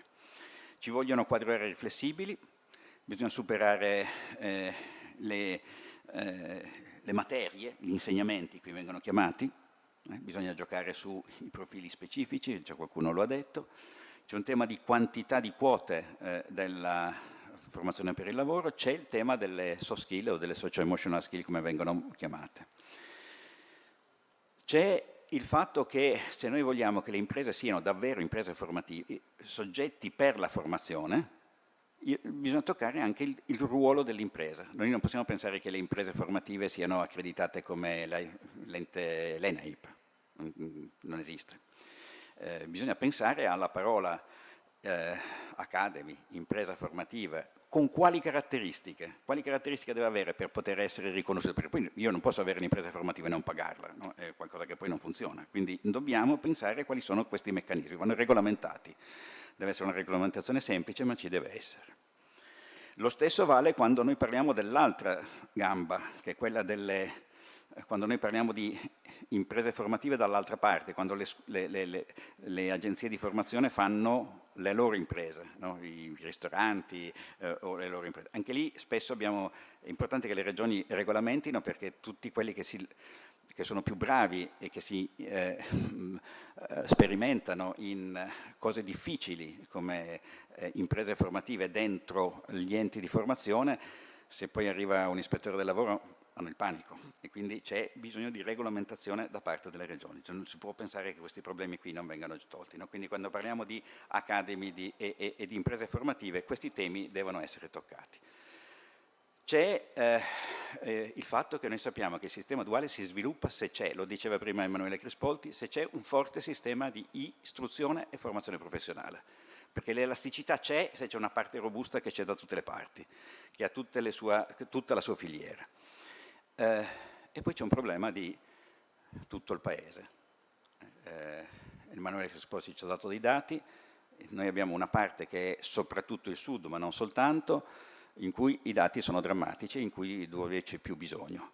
E allora io qui ho le regioni del nord che dicono io voglio essere autonoma e non voglio che lo Stato mi metta le sue unghie dentro, ma io ho un problema, noi abbiamo però un problema nel sud dove io ho bisogno che lo Stato abbia le unghie. Allora si tratta di costruire delle condizioni per cui insieme alle regioni, perché la competenza il 117 la dà alle regioni, si costruiscono le condizioni perché si possa fare in modo che in tutto il Paese, soprattutto anche nelle parti dove c'è più bisogno, si possa ragionare. E c'è bisogno che si possa pensare anche ai premi degli enti e delle esperienze che sono più significative per stabilizzare l'offerta di formativa. Abbiamo già detto che c'è un tema di contratto di apprendistato, è importante quello che ha detto prima Tagliatesta sul fatto che su questi temi del riconoscimento della copertura delle spese del tutor aziendale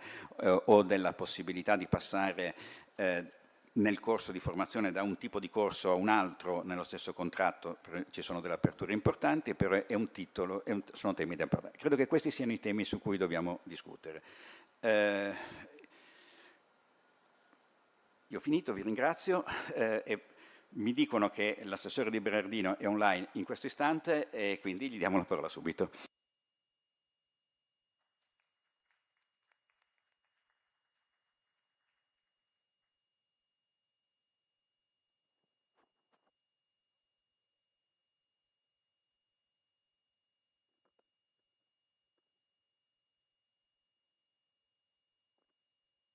Prego, Assessore. Mi sentite? Sì, forte e chiaro. Ah, grazie. Allora, grazie. Ho visto in sala la collega Donazanne che saluto. Un ringraziamento a tutti voi, agli organizzatori di questo importante momento di confronto. Io non sono riuscito ad ascoltare, anche per ragioni di comunicazione, la prima parte. Ho sentito questa esposizione molto, molto chiara. Mi permetto di fare un po' queste sottolineature. Siamo in un momento in cui questa discussione cade nella fase in cui il Paese, come sappiamo, è impegnato in una profonda e impegnativa ripartenza.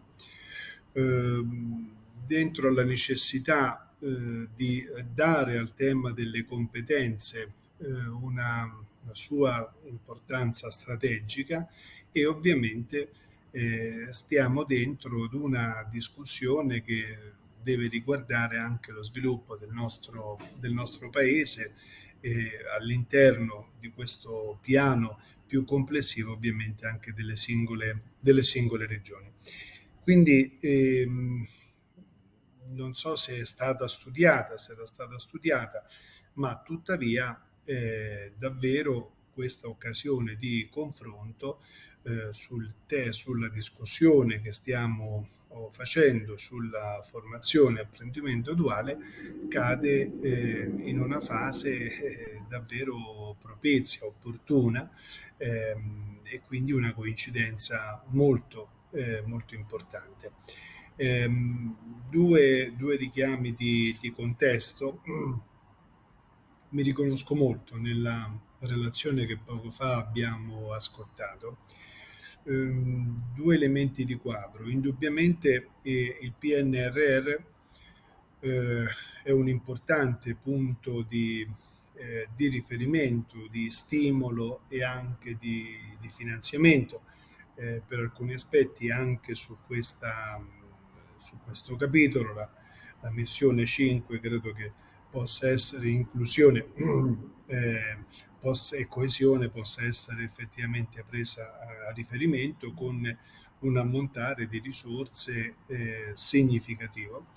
L'altro elemento da prendere in considerazione di contesto è il piano delle nuove competenze su cui si sta lavorando con il Ministro del Lavoro. Sono due fatti di contesto generale, nazionale, molto importanti, entro i quali va innestata, oserei dire a sistema, questa discussione sulla formazione duale. Dentro questo contesto io vado, diciamo, a sottolineare concretamente i punti che la ricerca che avete messo in campo, le proposte che la ricerca elabora, sono queste 6 proposte che io reputo molto importanti. Quella che va appunto dalla semplificazione, flessibilità, identità, creatività, personalizzazione, sostenibilità e capillarità. Questo ragionamento sulla personalizzazione è giusto, ma sono d'accordo nella sottolineatura, ma questo va fatto all'interno, come posso dire, anche della classe, del collettivo. Sono d'accordo nel seguire e nel dare una risposta personalizzata, perché se vogliamo superare alcune criticità, alcuni punti di debolezza anche delle singole figure, occorre farle con dei percorsi mirati, ma senza perdere di vista il collettivo, che rimane un altro punto essenziale. Quindi queste 6 proposte, io credo che ovviamente ne ragioneremo con i colleghi, con le colleghe delle altre regioni, ma dal mio modesto punto di vista non ho difficoltà a dire che possono essere proposte su cui come regioni completiamo la nostra riflessione e discussione per tirarne fuori un'idea progettuale più complessiva. A me sembrano tutti onestamente condivisibili queste proposte. Occorre indubbiamente legarle anche alle nostre singole realtà, che sono diverse, ma questa diversità va inserita anche in un ambito, perché giustamente si faceva riferimento anche ad un contesto, ad un ambito nazionale che non bisogna mai perdere di vista, perché crediamo che sia giusto tenere il nostro paese legato,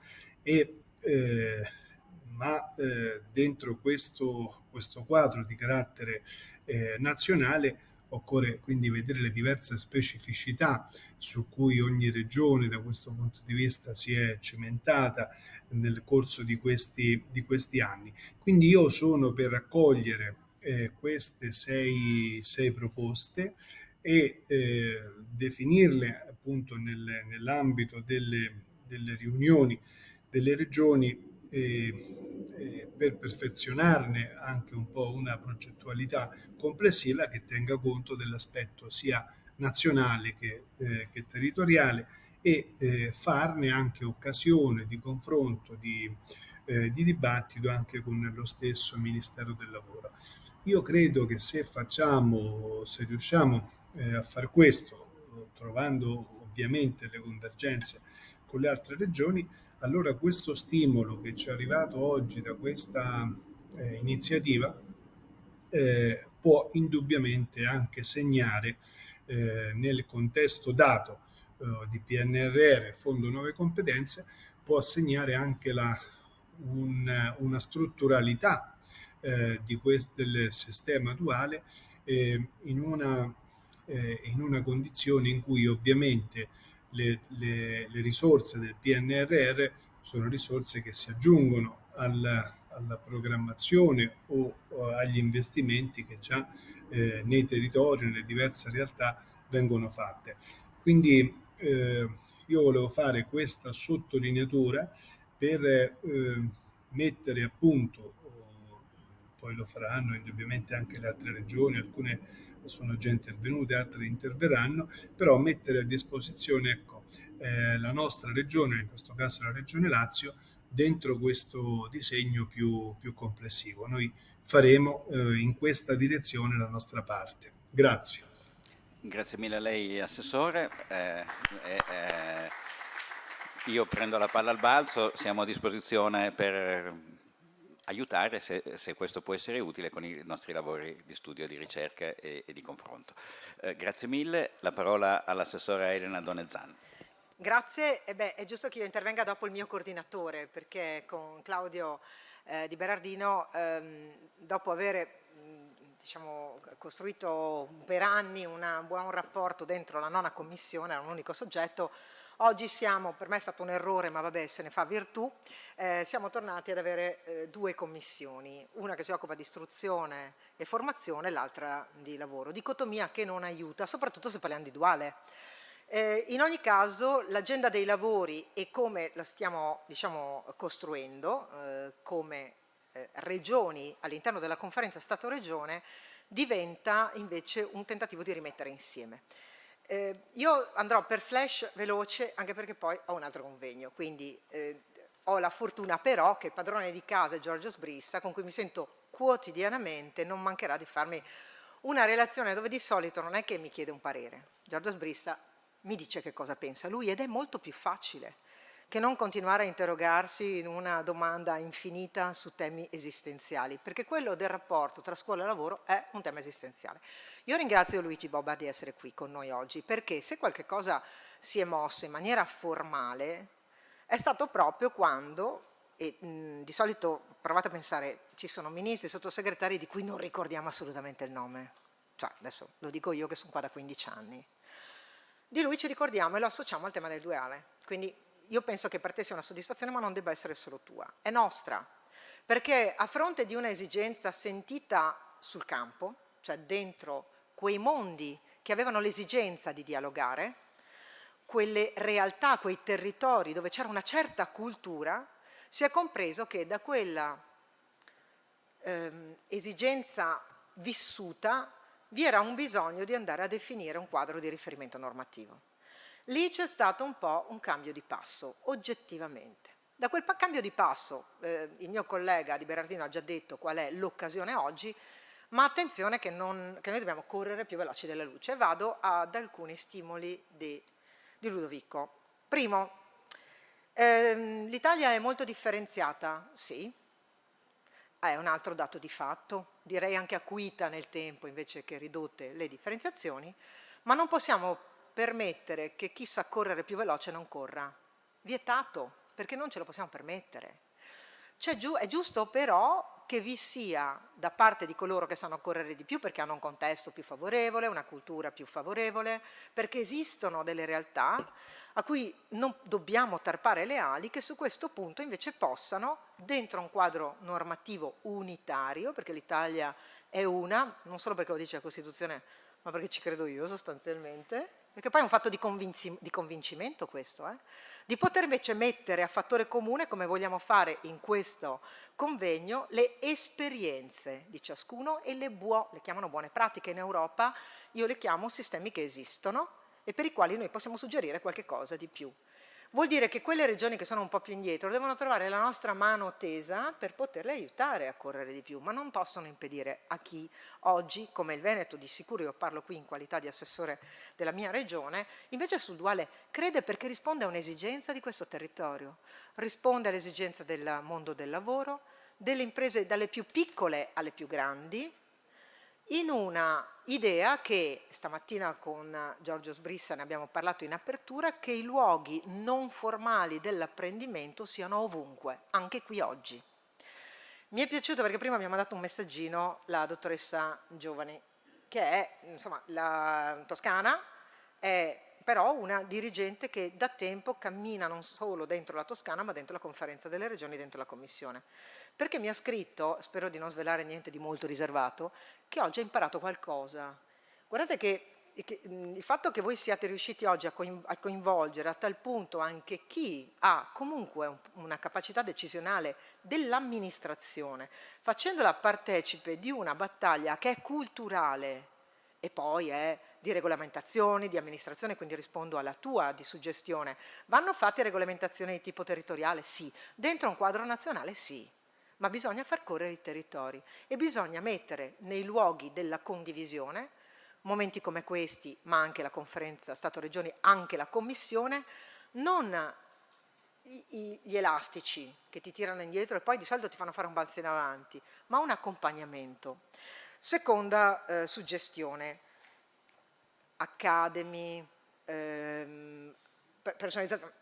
Se non c'è un sistema, tu puoi avere l'azienda, io ne ho di bellissime che hanno le loro academy interne, fanno cose egregie, ma noi vogliamo parlare di bilancio di competenze, devono essere conosciute e riconosciute, deve esserci un linguaggio come minimo comune, devi riconoscerti in un quadro di riferimento dove anche lì, se c'è una realtà del genere, si può rapportare con il mondo dell'istruzione professionale, della formazione professionale, senza che sia questo un limite, dove la burocrazia la mettiamo un pochino dietro e questo è un momento fondamentale. Oggi scriviamo anche i regolamenti.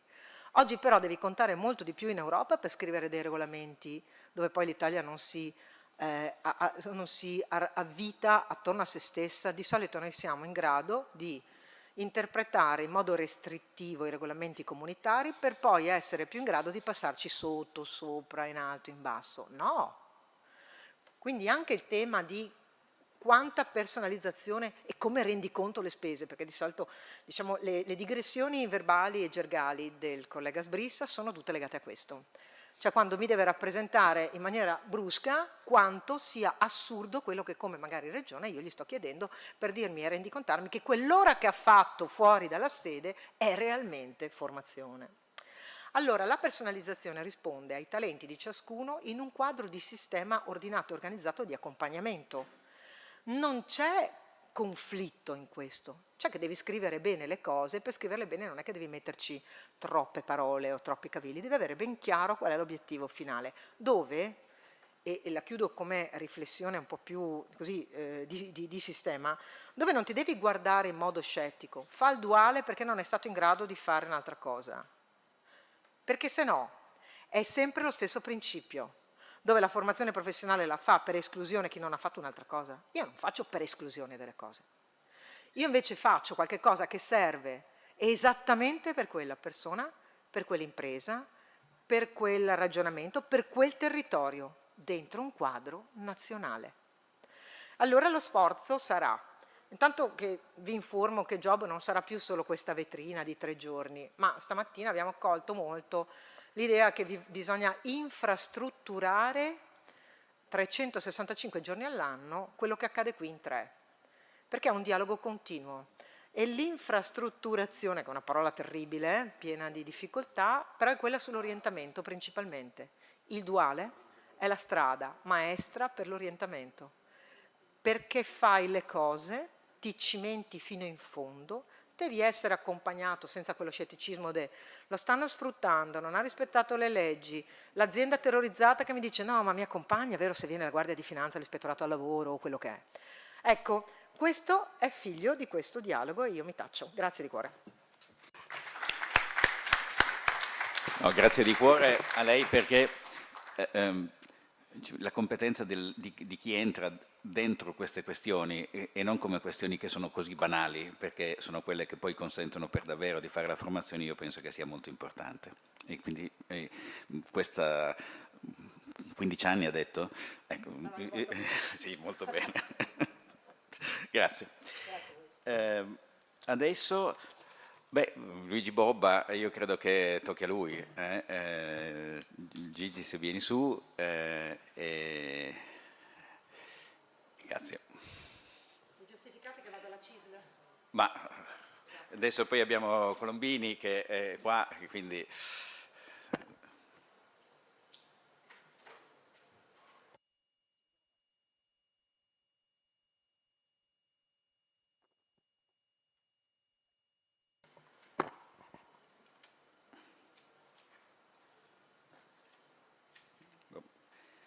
6 minuti, eh?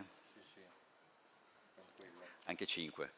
Però a te non possiamo perché sperimentazione Bob è troppo complicata. Bene, e anche questa ricerca che noi abbiamo fatto nasce sulla sua, a partire da una sua sollecitazione.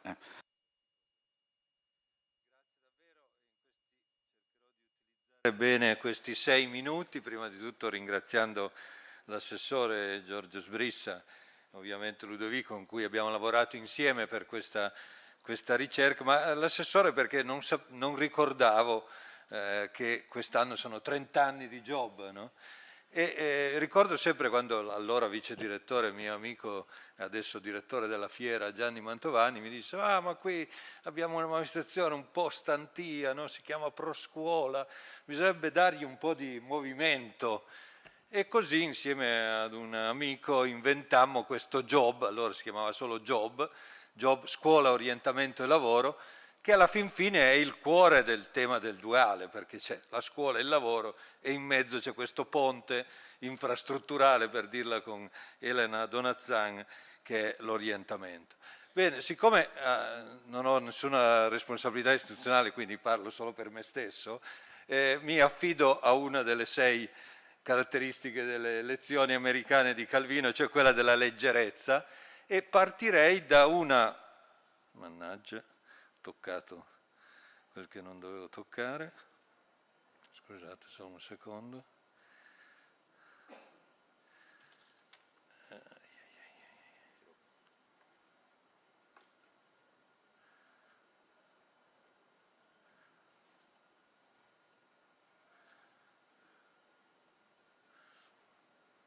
C'è la linea qua.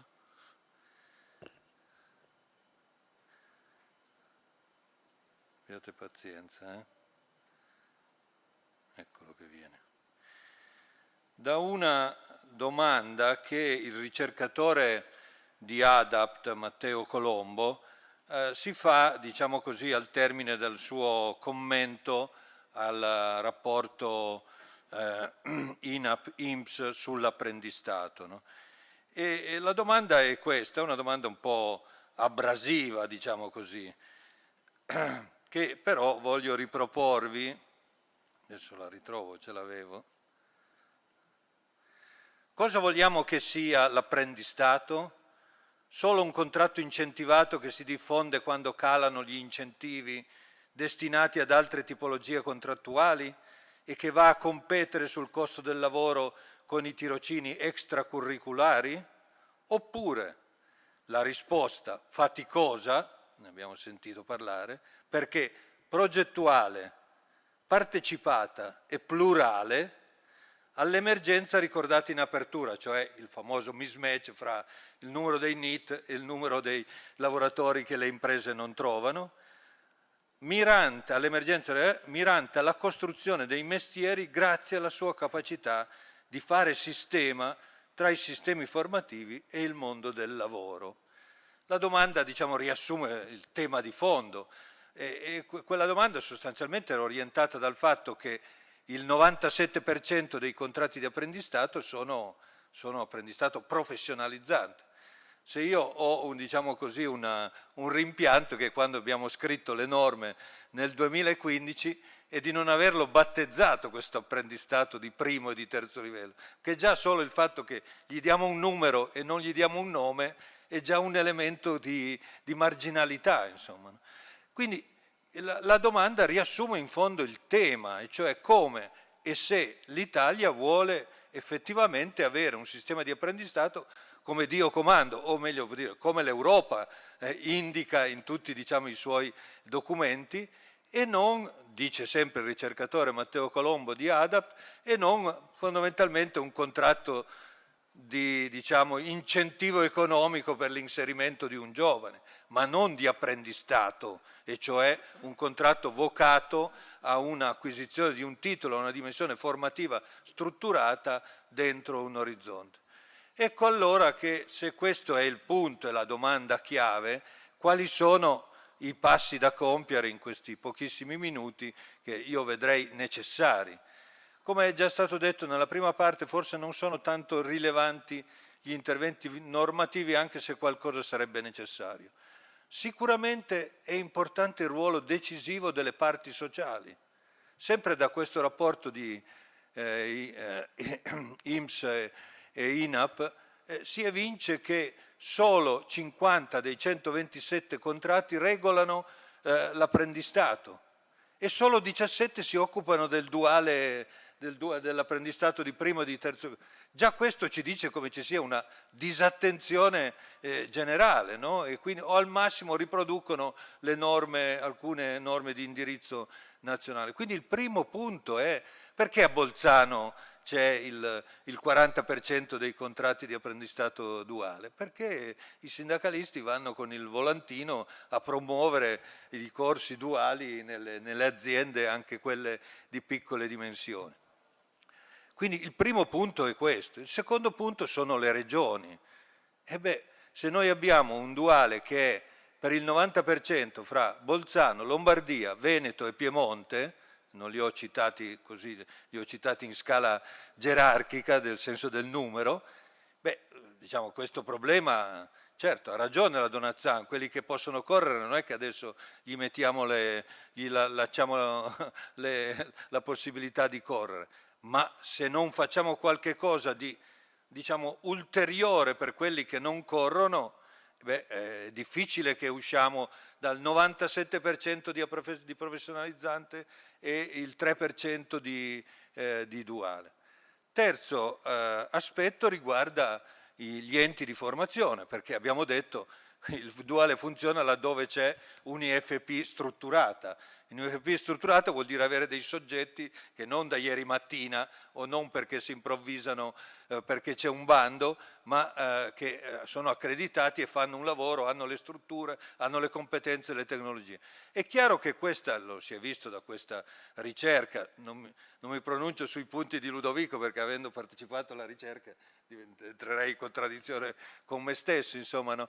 Però è chiaro che il punto di cambiamento di mestiere, che è un mestiere nuovo, quello del placement, che richiede una modifica contrattuale, una modifica di formazione delle persone, cioè richiede qualcosa di strutturale, qualcosa non che, diciamo così, nasce sotto i funghi. No? E quindi questo è un altro punto importante.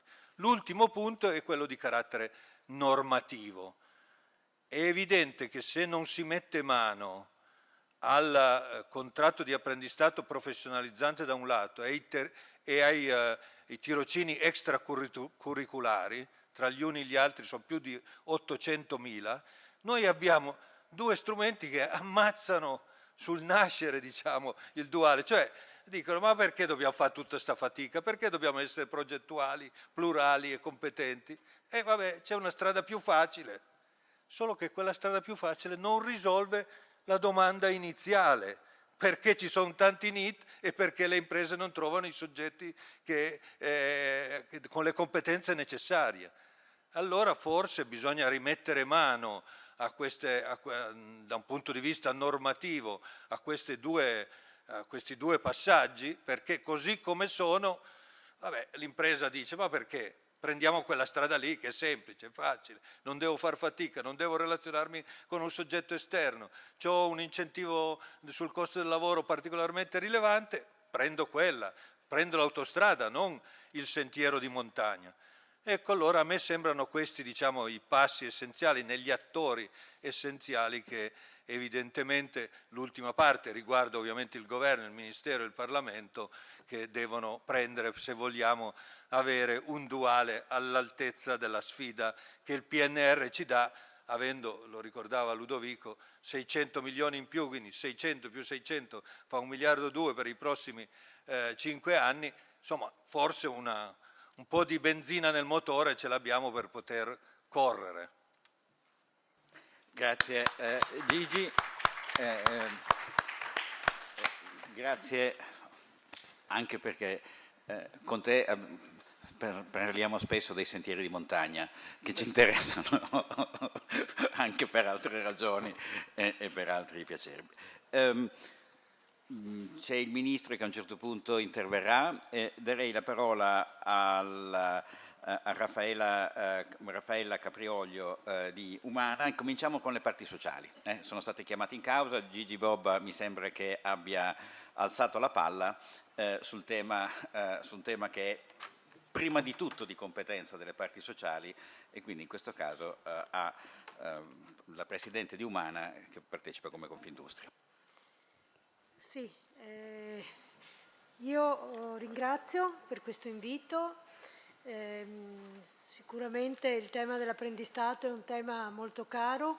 Dovrò fare dei riferimenti anche alla mia esperienza professionale diretta sull'apprendistato, perché credo sia significativo.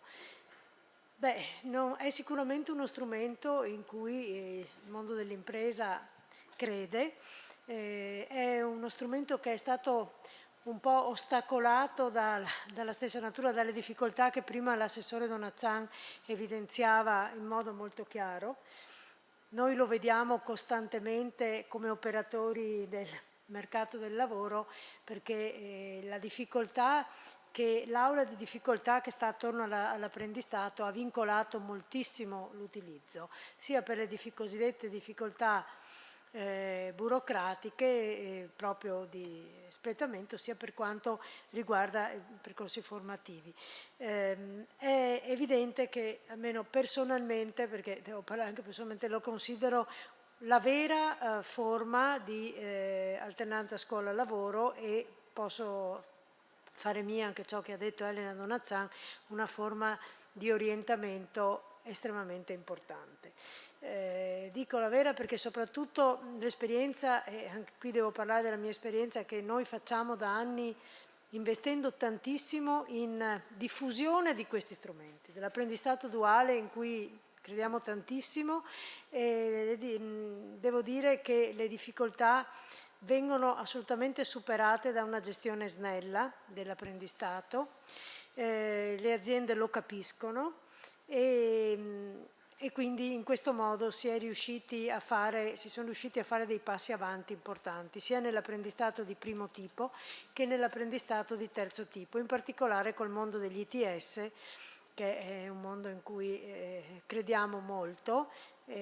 La prova è anche quello che sentiremo domani, insomma, è che comunque in questi anni il mondo dell'impresa è entrato in maniera importante, ed è quella che è stata nata come sperimentazione, spesso che poi ancora viene vissuta come tale, ma speriamo che presto non sia più così definita, è di fatto l'unica forma flessibile di formazione che si adegua al territorio. Ieri ho accompagnato in una grossissima azienda veneta un direttore di un ITS che ho pensato per rafforzare delle collaborazioni formative, e devo dire che, a parte aver visto veramente l'entusiasmo in questa persona, ho capito che c'è veramente ancora tanto da fare, ma che si deve fare mettendosi tutti assieme a presentare cosa sono questi percorsi e a parlare di apprendistato.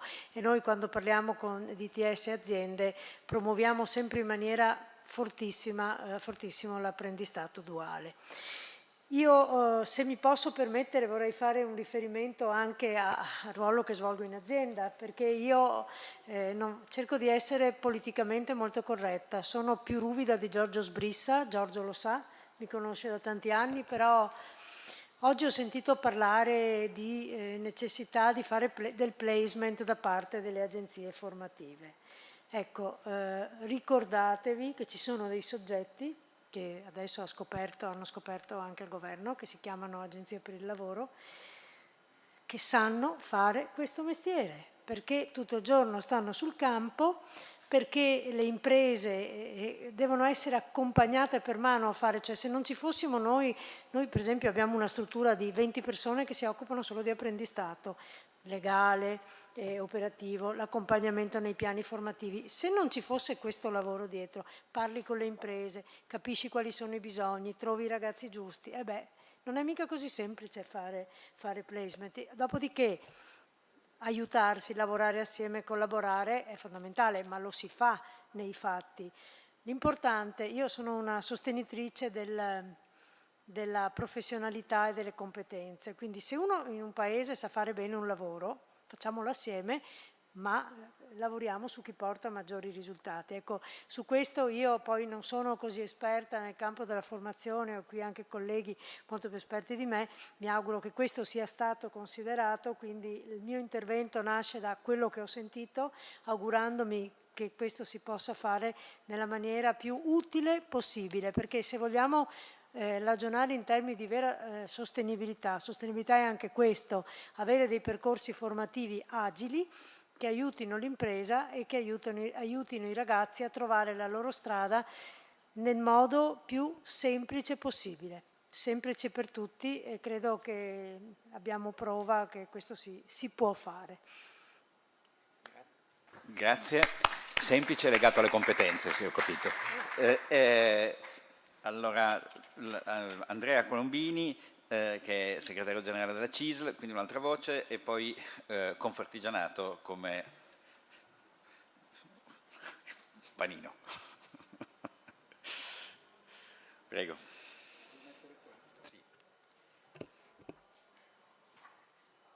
Sì, grazie. E salutiamo Orlando dopo. Sì, mi chiamo Angelo e non Andrea Colombini comunque. E ti hanno dato delle informazioni sbagliate. No, io partirei da quello che diceva prima Bobba, perché anch'io ho letto l'articolo di Matteo Colombo, poi ci conosciamo da anni con Matteo perché è figlio di nostri amici di famiglia. Però io partirei dalla prima frase. Lui diceva: l'apprendistato dovrebbe essere uno degli strumenti più efficaci per la costruzione delle professionalità richieste al mondo del lavoro. Un po' l'esperienza che diceva adesso la dottoressa. Perché parto da qui rispetto al ruolo del sindacato? Perché io credo che noi abbiamo una grande responsabilità, quella che innanzitutto della cosiddetta parola l'orientamento. Cioè gli adulti, i genitori, anche i professori, spesso non educano i propri figli o i propri ragazzi a guardare le proprie capacità verso una idea di professionalità diversa, che non può essere solo il liceo, con tutto il rispetto del liceo, intendiamoci, ma quello di valorizzare le capacità del ragazzo. E allora il duale, il professionale non sono un di meno, quello che diceva prima l'assessore Elena, non sono un di meno. Il problema è se noi adulti diamo la dignità all'orientamento. È per questo che noi abbiamo chiesto al governo di valorizzare anche economicamente e finanziariamente la politica dell'orientamento, perché lì sta il futuro dei nostri ragazzi. Guardate che il NEET oppure gli abbandoni sono definiti anche dal fatto che non vengono valorizzati dentro una giusta collocazione. Guardate che tutti gli istituti tecnici superiori su cui stiamo facendo tanto sguardo, abbiamo messo giustamente anche il PNRR ha dato 1 miliardo e 400 milioni in questi anni per gli istituti tecnici superiori, ma guardate che anche i percorsi professionali e la formazione professionale alla fine, che ne dicono tutti, l'80 al 90% dei ragazzi dopo 8 mesi, 9 mesi vengono ricollocati nei luoghi di lavoro. Questo è il punto di riferimento. Ora l'orientamento è importante. Secondo, l'Italia è diversa, l'avete esplicitato prima voi nelle analisi, però dobbiamo partire da che cosa? Dal lavoro. Se non c'è il lavoro, lo studio alla fine serve poco. Lo dico in modo provocatorio, intendiamoci. Lo studio serve poco perché in molte realtà del sud, se non c'è il lavoro, ma abbiamo gli istituti tecnici superiori piuttosto che le scuole professionali, i nostri ragazzi e le nostre ragazze poi vanno al nord, vengono al nord perché non hanno occupazione. Allora è importante il lavoro e la scuola, è importante il lavoro e l'istruzione, perché devono andare di pari passo queste. Perché se non vanno di pari passo, il rischio è che abbiamo queste disfunzioni. E poi io dico anche questo, guardate che chi ha, con tutto rispetto, sputato contro il duale in questi anni, è una certa cultura, che non era certa, senza entrare nel merito di chi sono stati, però chi ha un po' di anzianità sa chi era contrario al rapporto tra scuola e lavoro. Ora, dobbiamo smetterla di avere queste posizioni culturali e ideologiche contro il rapporto tra scuola e lavoro. Certo, certe volte ci sono anche delle disfunzioni, però il bene comune per un sindacato, per un'impresa o per la politica o per la scuola e per le confindustrie è proprio il mettere insieme queste due opportunità, scuola e lavoro, orientamento verso a un'idea davvero di lavoro che non è soltanto, con tutto il rispetto, i licei e l'università, che dobbiamo anche lì elevare le nostre capacità di collocamento dei nostri ragazzi dentro i posti di lavoro. Allora è importante tutto questo perché comunque ti dà la garanzia che in ogni territorio bisogna investire e investire e valorizzare il territorio. Se io investo attività produttive in quel territorio, la scuola professionale oppure gli ITS devono dare una risposta a quel fabbisogno. Non è che io do una risposta al fabbisogno che è differente rispetto al territorio. Se il territorio valorizza, dico delle cose particolari, l'agricoltura piuttosto che il pescare, piuttosto che la montagna, allora lì io educo dei ragazzi a farli crescere rispetto a questo fabbisogno, altrimenti migrano in altre regioni, oppure vengono al nord, oppure vanno in Germania piuttosto che delle altre parti. Ora, la capacità della politica e del sindacato, delle imprese, è coniugare queste cose perché è il bene comune del territorio, ma anche del ragazzo e della ragazza, è il bene comune della sua famiglia, perché il ragazzo e la ragazza dopo i 3 anni o dopo i 5 anni non deve per forza trasferirsi da un'altra parte.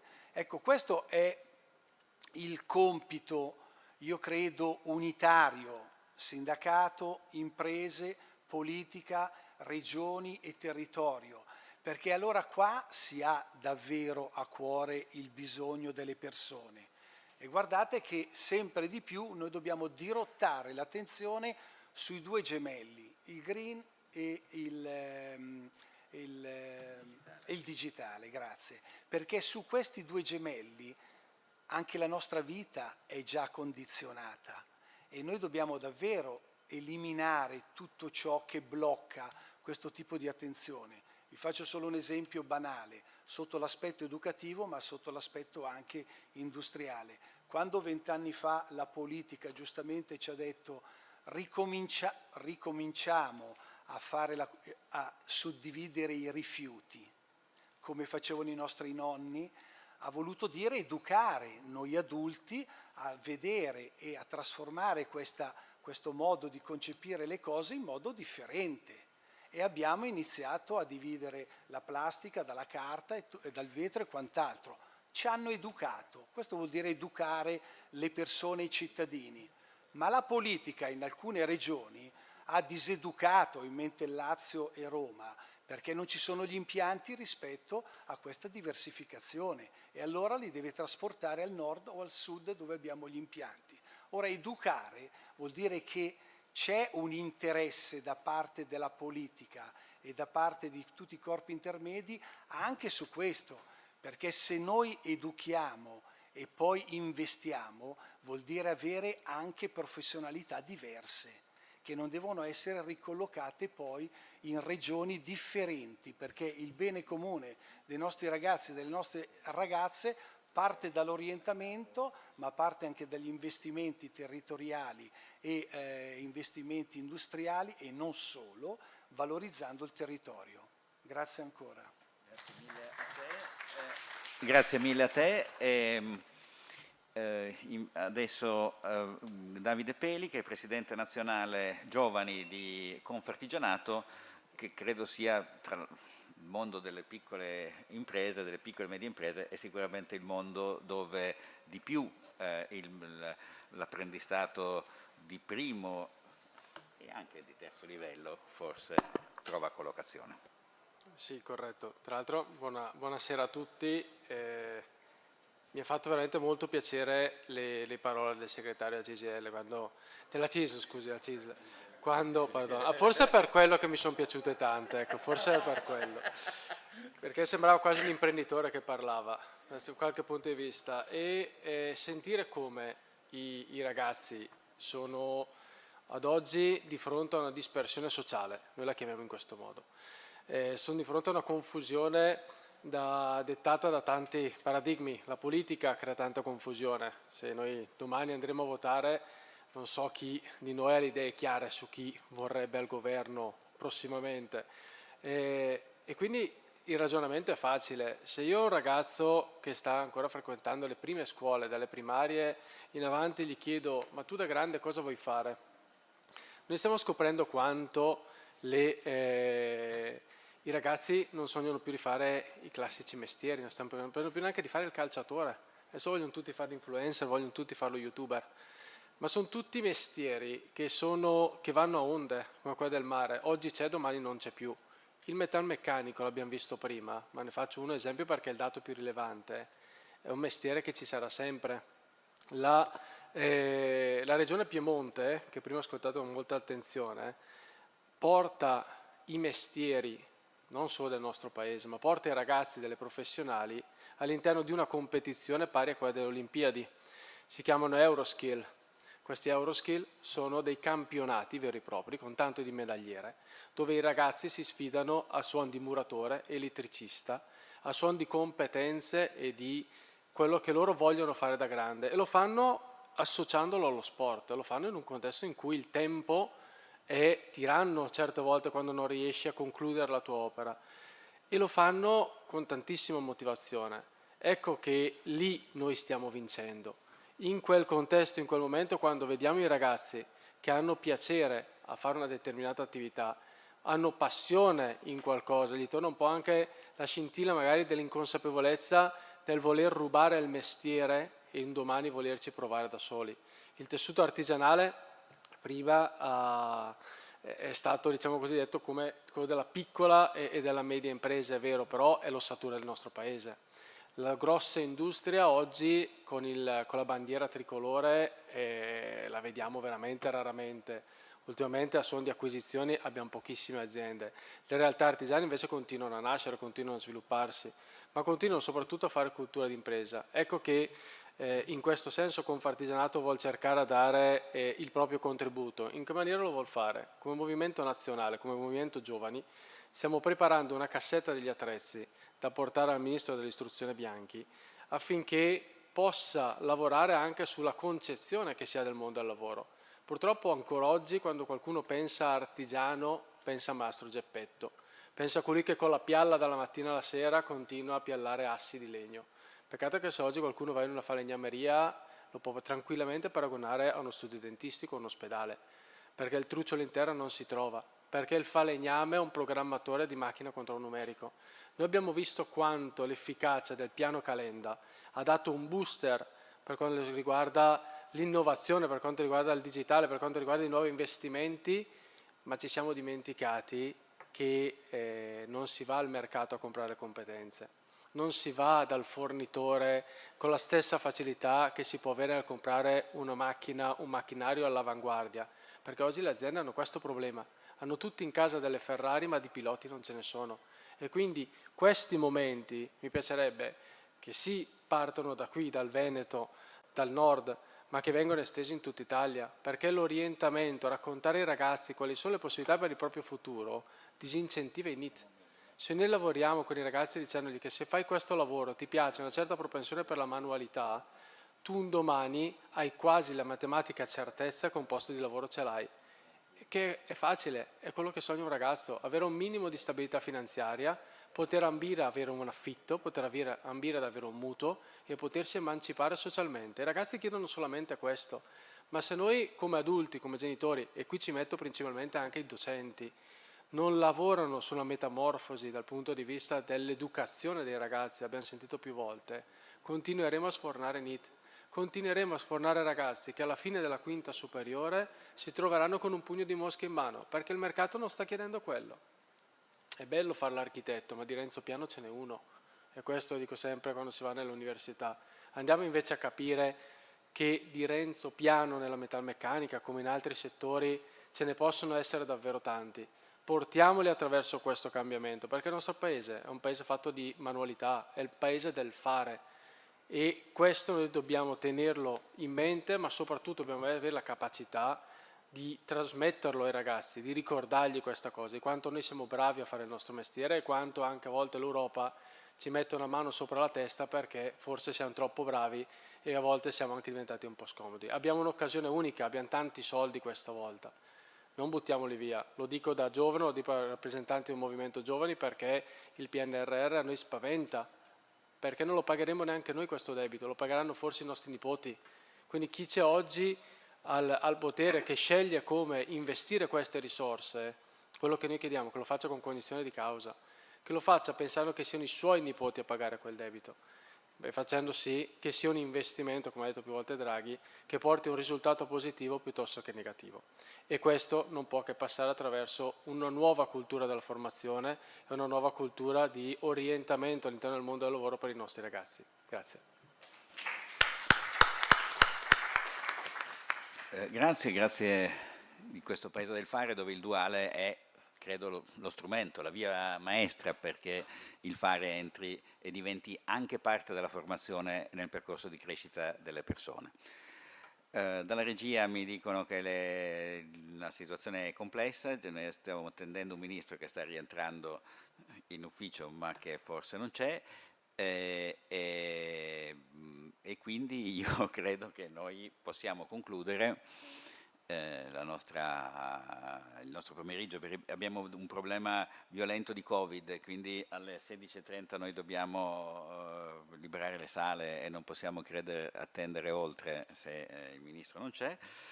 E io credo che oggi noi abbiamo affrontato in tanti un tema che è una sfida importante, importantissima per il nostro Paese, che mette questi più soggetti centrati nel costruire dei percorsi di formazione legati ai bisogni delle imprese, ma legati ai bisogni dei ragazzi quelli più forti, quelli che hanno anche dei modi di apprendere che sono più legati a intelligenze che hanno a che fare appunto con il fare. Si tratta di una scommessa, perché si tratta di modificare le culture dei diversi soggetti, di modificare i modi di pensare, di mettere insieme, di fare diventare l'impresa un soggetto di formazione. Si tratta di spiegare agli insegnanti che non sono insegnanti di quella materia, ma che sono persone che devono mettersi in collegamento con quegli altri. Si tratta di pensare che quelli che facevano i tutor devono essere capaci di collegarsi con i bisogni delle imprese. Si tratta di pensare che le imprese partecipano anche alla costruzione dei percorsi formativi, entrano, per modo di dire, nei consigli di classe, non so come si chiamano in questo caso, ma nella definizione dei percorsi. Non è così banale, perché sono compartimenti che sono sempre stati considerati stagni, sono compartimenti che sempre sono stati considerati in concorrenza anche dal punto di vista delle risorse. Io ho le mie, tu hai le tue, tu hai quelle altre, e il fatto che le risorse non si possono mettere insieme è una cosa che talvolta è molto complessa.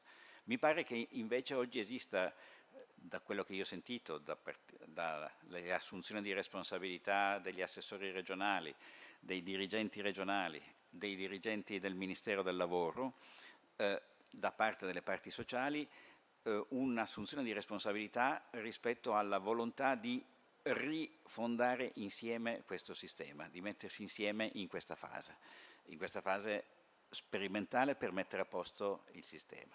Credo che il lavoro che noi abbiamo fatto va in questa direzione. Chiedo a Giorgio se vuole con qualche parola.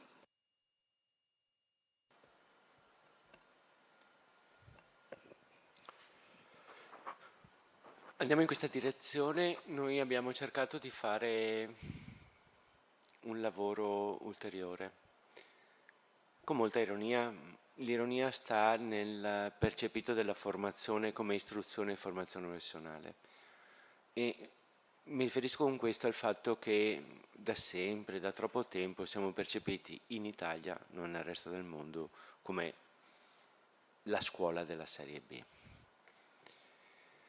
E proprio per questo abbiamo preso Italo Calvino, lezioni americane, le 6 proposte per il millennio, scriveva lui, e noi abbiamo immaginato le 6 proposte per il nuovo sistema duale. Non so quanti di voi l'hanno letto, ma i titoli sono leggerezza, concretezza, ci sono questi 6 punti.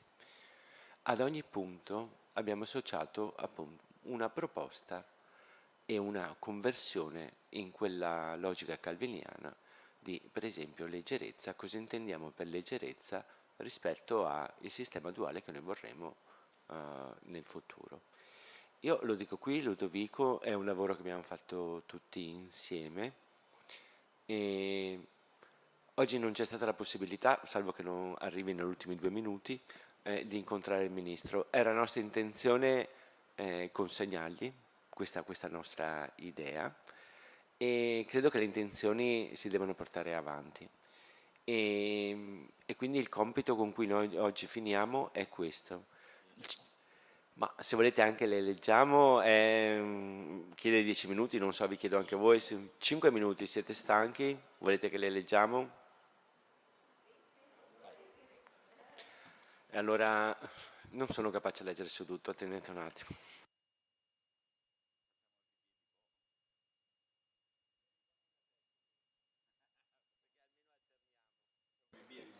Esatto. Allora, 6 proposte per il sistema duale. Spunti tratti dalle lezioni americane di Calvino e dalle pubblicazioni della Fondazione per la Scuola. Leggo il primo, leggerezza. Secondo Calvino, la capacità di togliere peso, ma non contenuto, andare oltre il pensiero dominante, abbandonare la rigidità. Diventa per noi del sistema duale, quelli della serie B, semplificazione soprattutto in merito alla normativa che regola la gestione dei percorsi di apprendistato, quando ci evidenziava con forza anche Maria Raffaella Caprioli rispetto a un pensiero forte che esiste in Confindustria. È auspicabile infatti un alleggerimento burocratico nell'applicazione di questo prezioso strumento di placement, al fine di favorirne una maggiore diffusione a livello nazionale. Si allaccia a questo la necessità di pensare a forme di riconoscimento dell'impegno dell'allievo nel raggiungere gli obiettivi formativi e del ruolo cruciale svolto dal tutor aziendale. Ludovico, la seconda. Rapidità. Per Calvino, agilità, disinvoltura, bilanciamento di tempo e studio per raggiungere l'eccellenza. Per noi, flessibilità, modularità nell'organizzazione dei percorsi formativi, dove ciascuna regione possa muoversi nel limite della regolamentazione europea e nazionale, con la flessibilità necessaria per rispondere alle richieste specifiche del tessuto produttivo e del contesto storico. Esattezza. Intesa da Calvino come dare senso al disordine, chiarezza, precisione, creazione di un disegno unitario. Diventa per noi, come proposta del sistema duale, identità. Identità dell'offerta del sistema IFP a livello nazionale, sistema troppo frammentato e poco capillare sul territorio, da valorizzare con policy dedicate assimilabili a quelle attive per gli istituti scolastici pubblici, che possa contare su una rete di attori del territorio, aziende e enti pubblici, in grado di supportare lo sviluppo di progetti strategici a lungo termine e ad alto impatto. Visibilità. Per Calvino, incentrata sul tema della creatività e della fantasia, seppure minate da un sovraccarico di immagini proprio del mondo attuale, della capacità di immaginare scenari di alto valore, della capacità di creare immagini che sappiano raccontare una storia. Per noi creatività, intesa come necessità di includere nel percorso formativo delle attività di supporto allo sviluppo delle soft skill per la valorizzazione della creatività e delle competenze trasversali degli allievi, indispensabili per l'inserimento efficace in azienda, ma anche valorizzazione e comunicazione delle eccellenze, perché sia data giusta evidenza ai percorsi di successo e sia possibile raccontarne il potenziale, soprattutto nelle regioni dove questo tipo di formazione non ha ancora messo piede. Abbiamo finito, adesso le ultime due. Molteplicità, intesa da Calvino come insieme di infinite possibilità, presenza contemporanea di elementi eterogenei, tensione verso l'infinito, presenza di infinite possibilità all'interno di ciascuno di noi.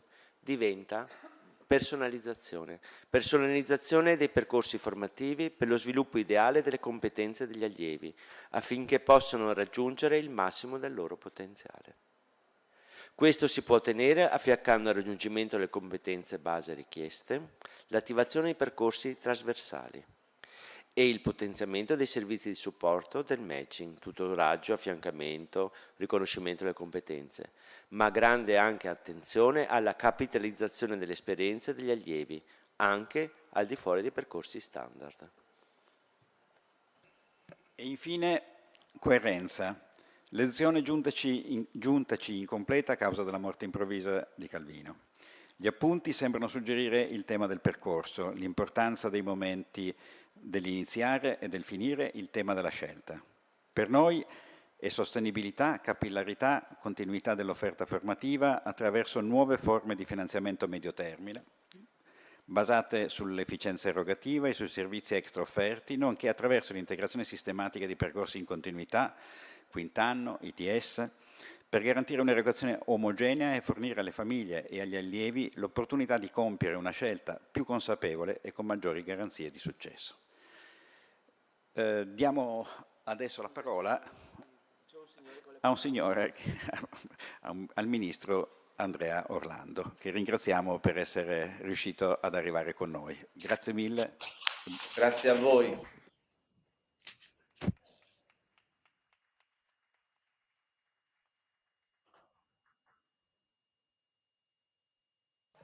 Prego, sì, signor Ministro. Sì, no, buonasera. No, credo che sia importante salutare questa vostra riflessione, questa vostra discussione con alcuni elementi e confortarla con alcuni elementi. Noi siamo in una fase nella quale il tema del disallineamento tra le competenze e il mercato è forte, viene segnalata più volte, un po' per ragioni strutturali, un po' per lo spiazzamento dovuto anche al rimbalzo che cambia molti degli scenari che eravamo abituati a conoscere.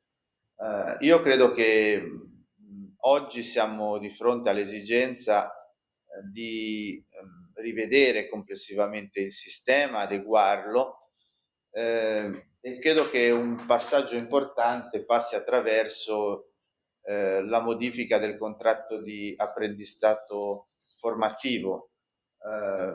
Per questo abbiamo già attivato un'interlocuzione con le regioni. La sperimentazione del sistema duale che è stata lanciata nel 2015 è un altro punto, credo, di grande attenzione e rappresenta il primo grande intervento di investimento nazionale per lo sviluppo dei programmi di apprendimento che sono basati sul lavoro, che sono realizzati tramite la valorizzazione dei sistemi di apprendimento duale e di apprendistato di primo livello, con il coinvolgimento di più di 300 centri regionali di formazione professionale che hanno ricevuto finanziamenti per la costituzione, il consolidamento e il funzionamento degli uffici di orientamento e placement, che hanno portato alla definizione di interventi di apprendimento duale nella istruzione e nella formazione professionale per circa 25.000 allievi. Con l'inserimento del finanziamento nazionale annuo del 2018 nella legge di bilancio, le iscrizioni ai corsi in forma duale sono in costante crescita e si attestano oggi nel 2021 intorno al 15% del totale dell'offerta IFP. Nella sperimentazione delle regioni hanno prioritariamente finanziato il quarto anno in forma duale con il conseguimento del diploma tecnico professionale e con la conseguente stabilizzazione di circa 22.000 giovani impegnati nei percorsi duali, realizzando anche un rafforzamento della relazione tra centri imprese e centri di formazione professionale, con più dell'80% delle aziende contattate che hanno attivato esperienze in formazione duale. Lo scopo principale che stiamo perseguendo è quello di rendere sempre più sinergici i sistemi di istruzione e formazione con appunto quei cambiamenti di cui parlavo del mercato del lavoro, migliorando la qualità di questi sistemi attraverso i processi di riconoscimento delle competenze, l'adeguamento dei curricula e favorendo il passaggio dei giovani dal sistema dell'istruzione al mondo del lavoro. Stiamo puntando in particolare, su questo mi spiace non essere presente perché mi sarebbe davvero interessato seguire la discussione, il dibattito, confrontarmi anche direttamente, a valorizzare un modello italiano di apprendimento duale, un modello che si giochi su una professione alternata fra scuola e lavoro e che veda le istituzioni formative e i datori di lavoro affiancati anche nella progettazione e nella programmazione. Una strada che, tenendo conto delle specificità nazionali, possa contrastare l'abbandono dei percorsi formativi, che purtroppo è cresciuto con la pandemia, e favorire la transizione dallo studio al lavoro, stimolando così delle nuove professionalità e incrementando l'occupabilità e la riduzione della disoccupazione. Ed è proprio in questo contesto che credo sia opportuno sottolineare un obiettivo molto ambizioso che è stato definito dalla Commissione europea nel Green Deal europeo, cioè la nuova strategia per la crescita che si propone di trasformare l'Unione in un'economia moderna ed efficiente sotto il profilo delle risorse e attraverso la transizione verde e la transizione digitale in tutti i settori strategici per la ripresa. La transizione verso la green economy avrà delle ripercussioni sia dal punto di vista ambientale che da quello economico. L'ipotesi è che se da un lato nel percorso di adattamento sarà inevitabile la scomparsa di molti tipi di lavoro e figure professionali, dall'altra ci dovrà essere un effetto di sostituzione e di transizione occupazionale verso nuove attività che potranno generare nuova occupazione. Per raggiungere questo obiettivo di costruire un'Europa verde e digitale, l'istruzione e la formazione rivestono indubbiamente un ruolo strategico. E per questo motivo anche l'istruzione e formazione professionale deve dare un contributo al raggiungimento di questi obiettivi, puntando allo sviluppo di competenze e di abilità digitali, sia dei discenti, sia degli insegnanti, sia dei formatori. E oltre a questo è necessario lo sviluppo di quelle competenze necessarie per creare figure professionali che siano sempre più rispondenti ad un mercato del lavoro che, come abbiamo misurato, sta cambiando sempre più velocemente. È proprio alla luce di questa transizione verde, di questa transizione digitale, che è necessario ampliare e migliorare in maniera significativa l'offerta di istruzione e formazione professionale, aumentandone nello stesso tempo la qualità e la capacità di attrazione. Per realizzare questo abbiamo insistito in modo significativo, sia in termini di risorse economiche che tecnico-professionali, nel sistema duale, cercando di adeguare il contesto socio-economico a trattare in una modalità del tutto innovativa il tema delle transizioni scuola-lavoro.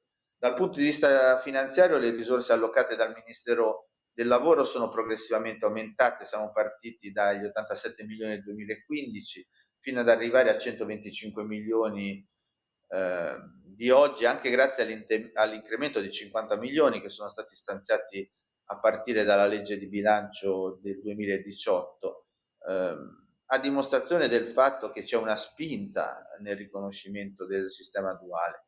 Segnalo anche che nei decreti di riparto del 2019 le regioni possono utilizzare le risorse per l'istruzione e la formazione professionali pari ad un ammontare di 190 milioni e finanziare così anche percorsi formativi nel sistema duale, in quanto sistema nell'ambito del quale vengono rafforzati i contenuti di applicazione pratica e dell'istruzione e della formazione professionale. Quindi viene espressamente data alle regioni una flessibilità nell'utilizzo delle risorse finanziarie che può essere finalizzata a valorizzare al massimo l'offerta formativa regionale. Mi preme inoltre sottolineare come il mio Ministero si è impegnato a proporre un finanziamento del sistema duale all'interno del PNRR, ottenendo un investimento di 600 milioni per il periodo 2021-2025. E questo investimento si pone nella prospettiva di progredire dalla fase di sperimentazione della via italiana al sistema duale verso una fase di progressiva transizione duale sia dei sistemi della formazione professionale sia del sistema dell'impresa, attraverso alcuni punti che vorrei richiamare in modo sintetico, cioè la progressiva standardizzazione delle misure, l'ampliamento dell'offerta di approfondimento duale su tutto il territorio nazionale, il rafforzamento in chiave di filiera dell'offerta di formazione duale, il rafforzamento della propensione delle imprese nell'utilizzo dell'apprendistato duale e della capacità formativa delle imprese.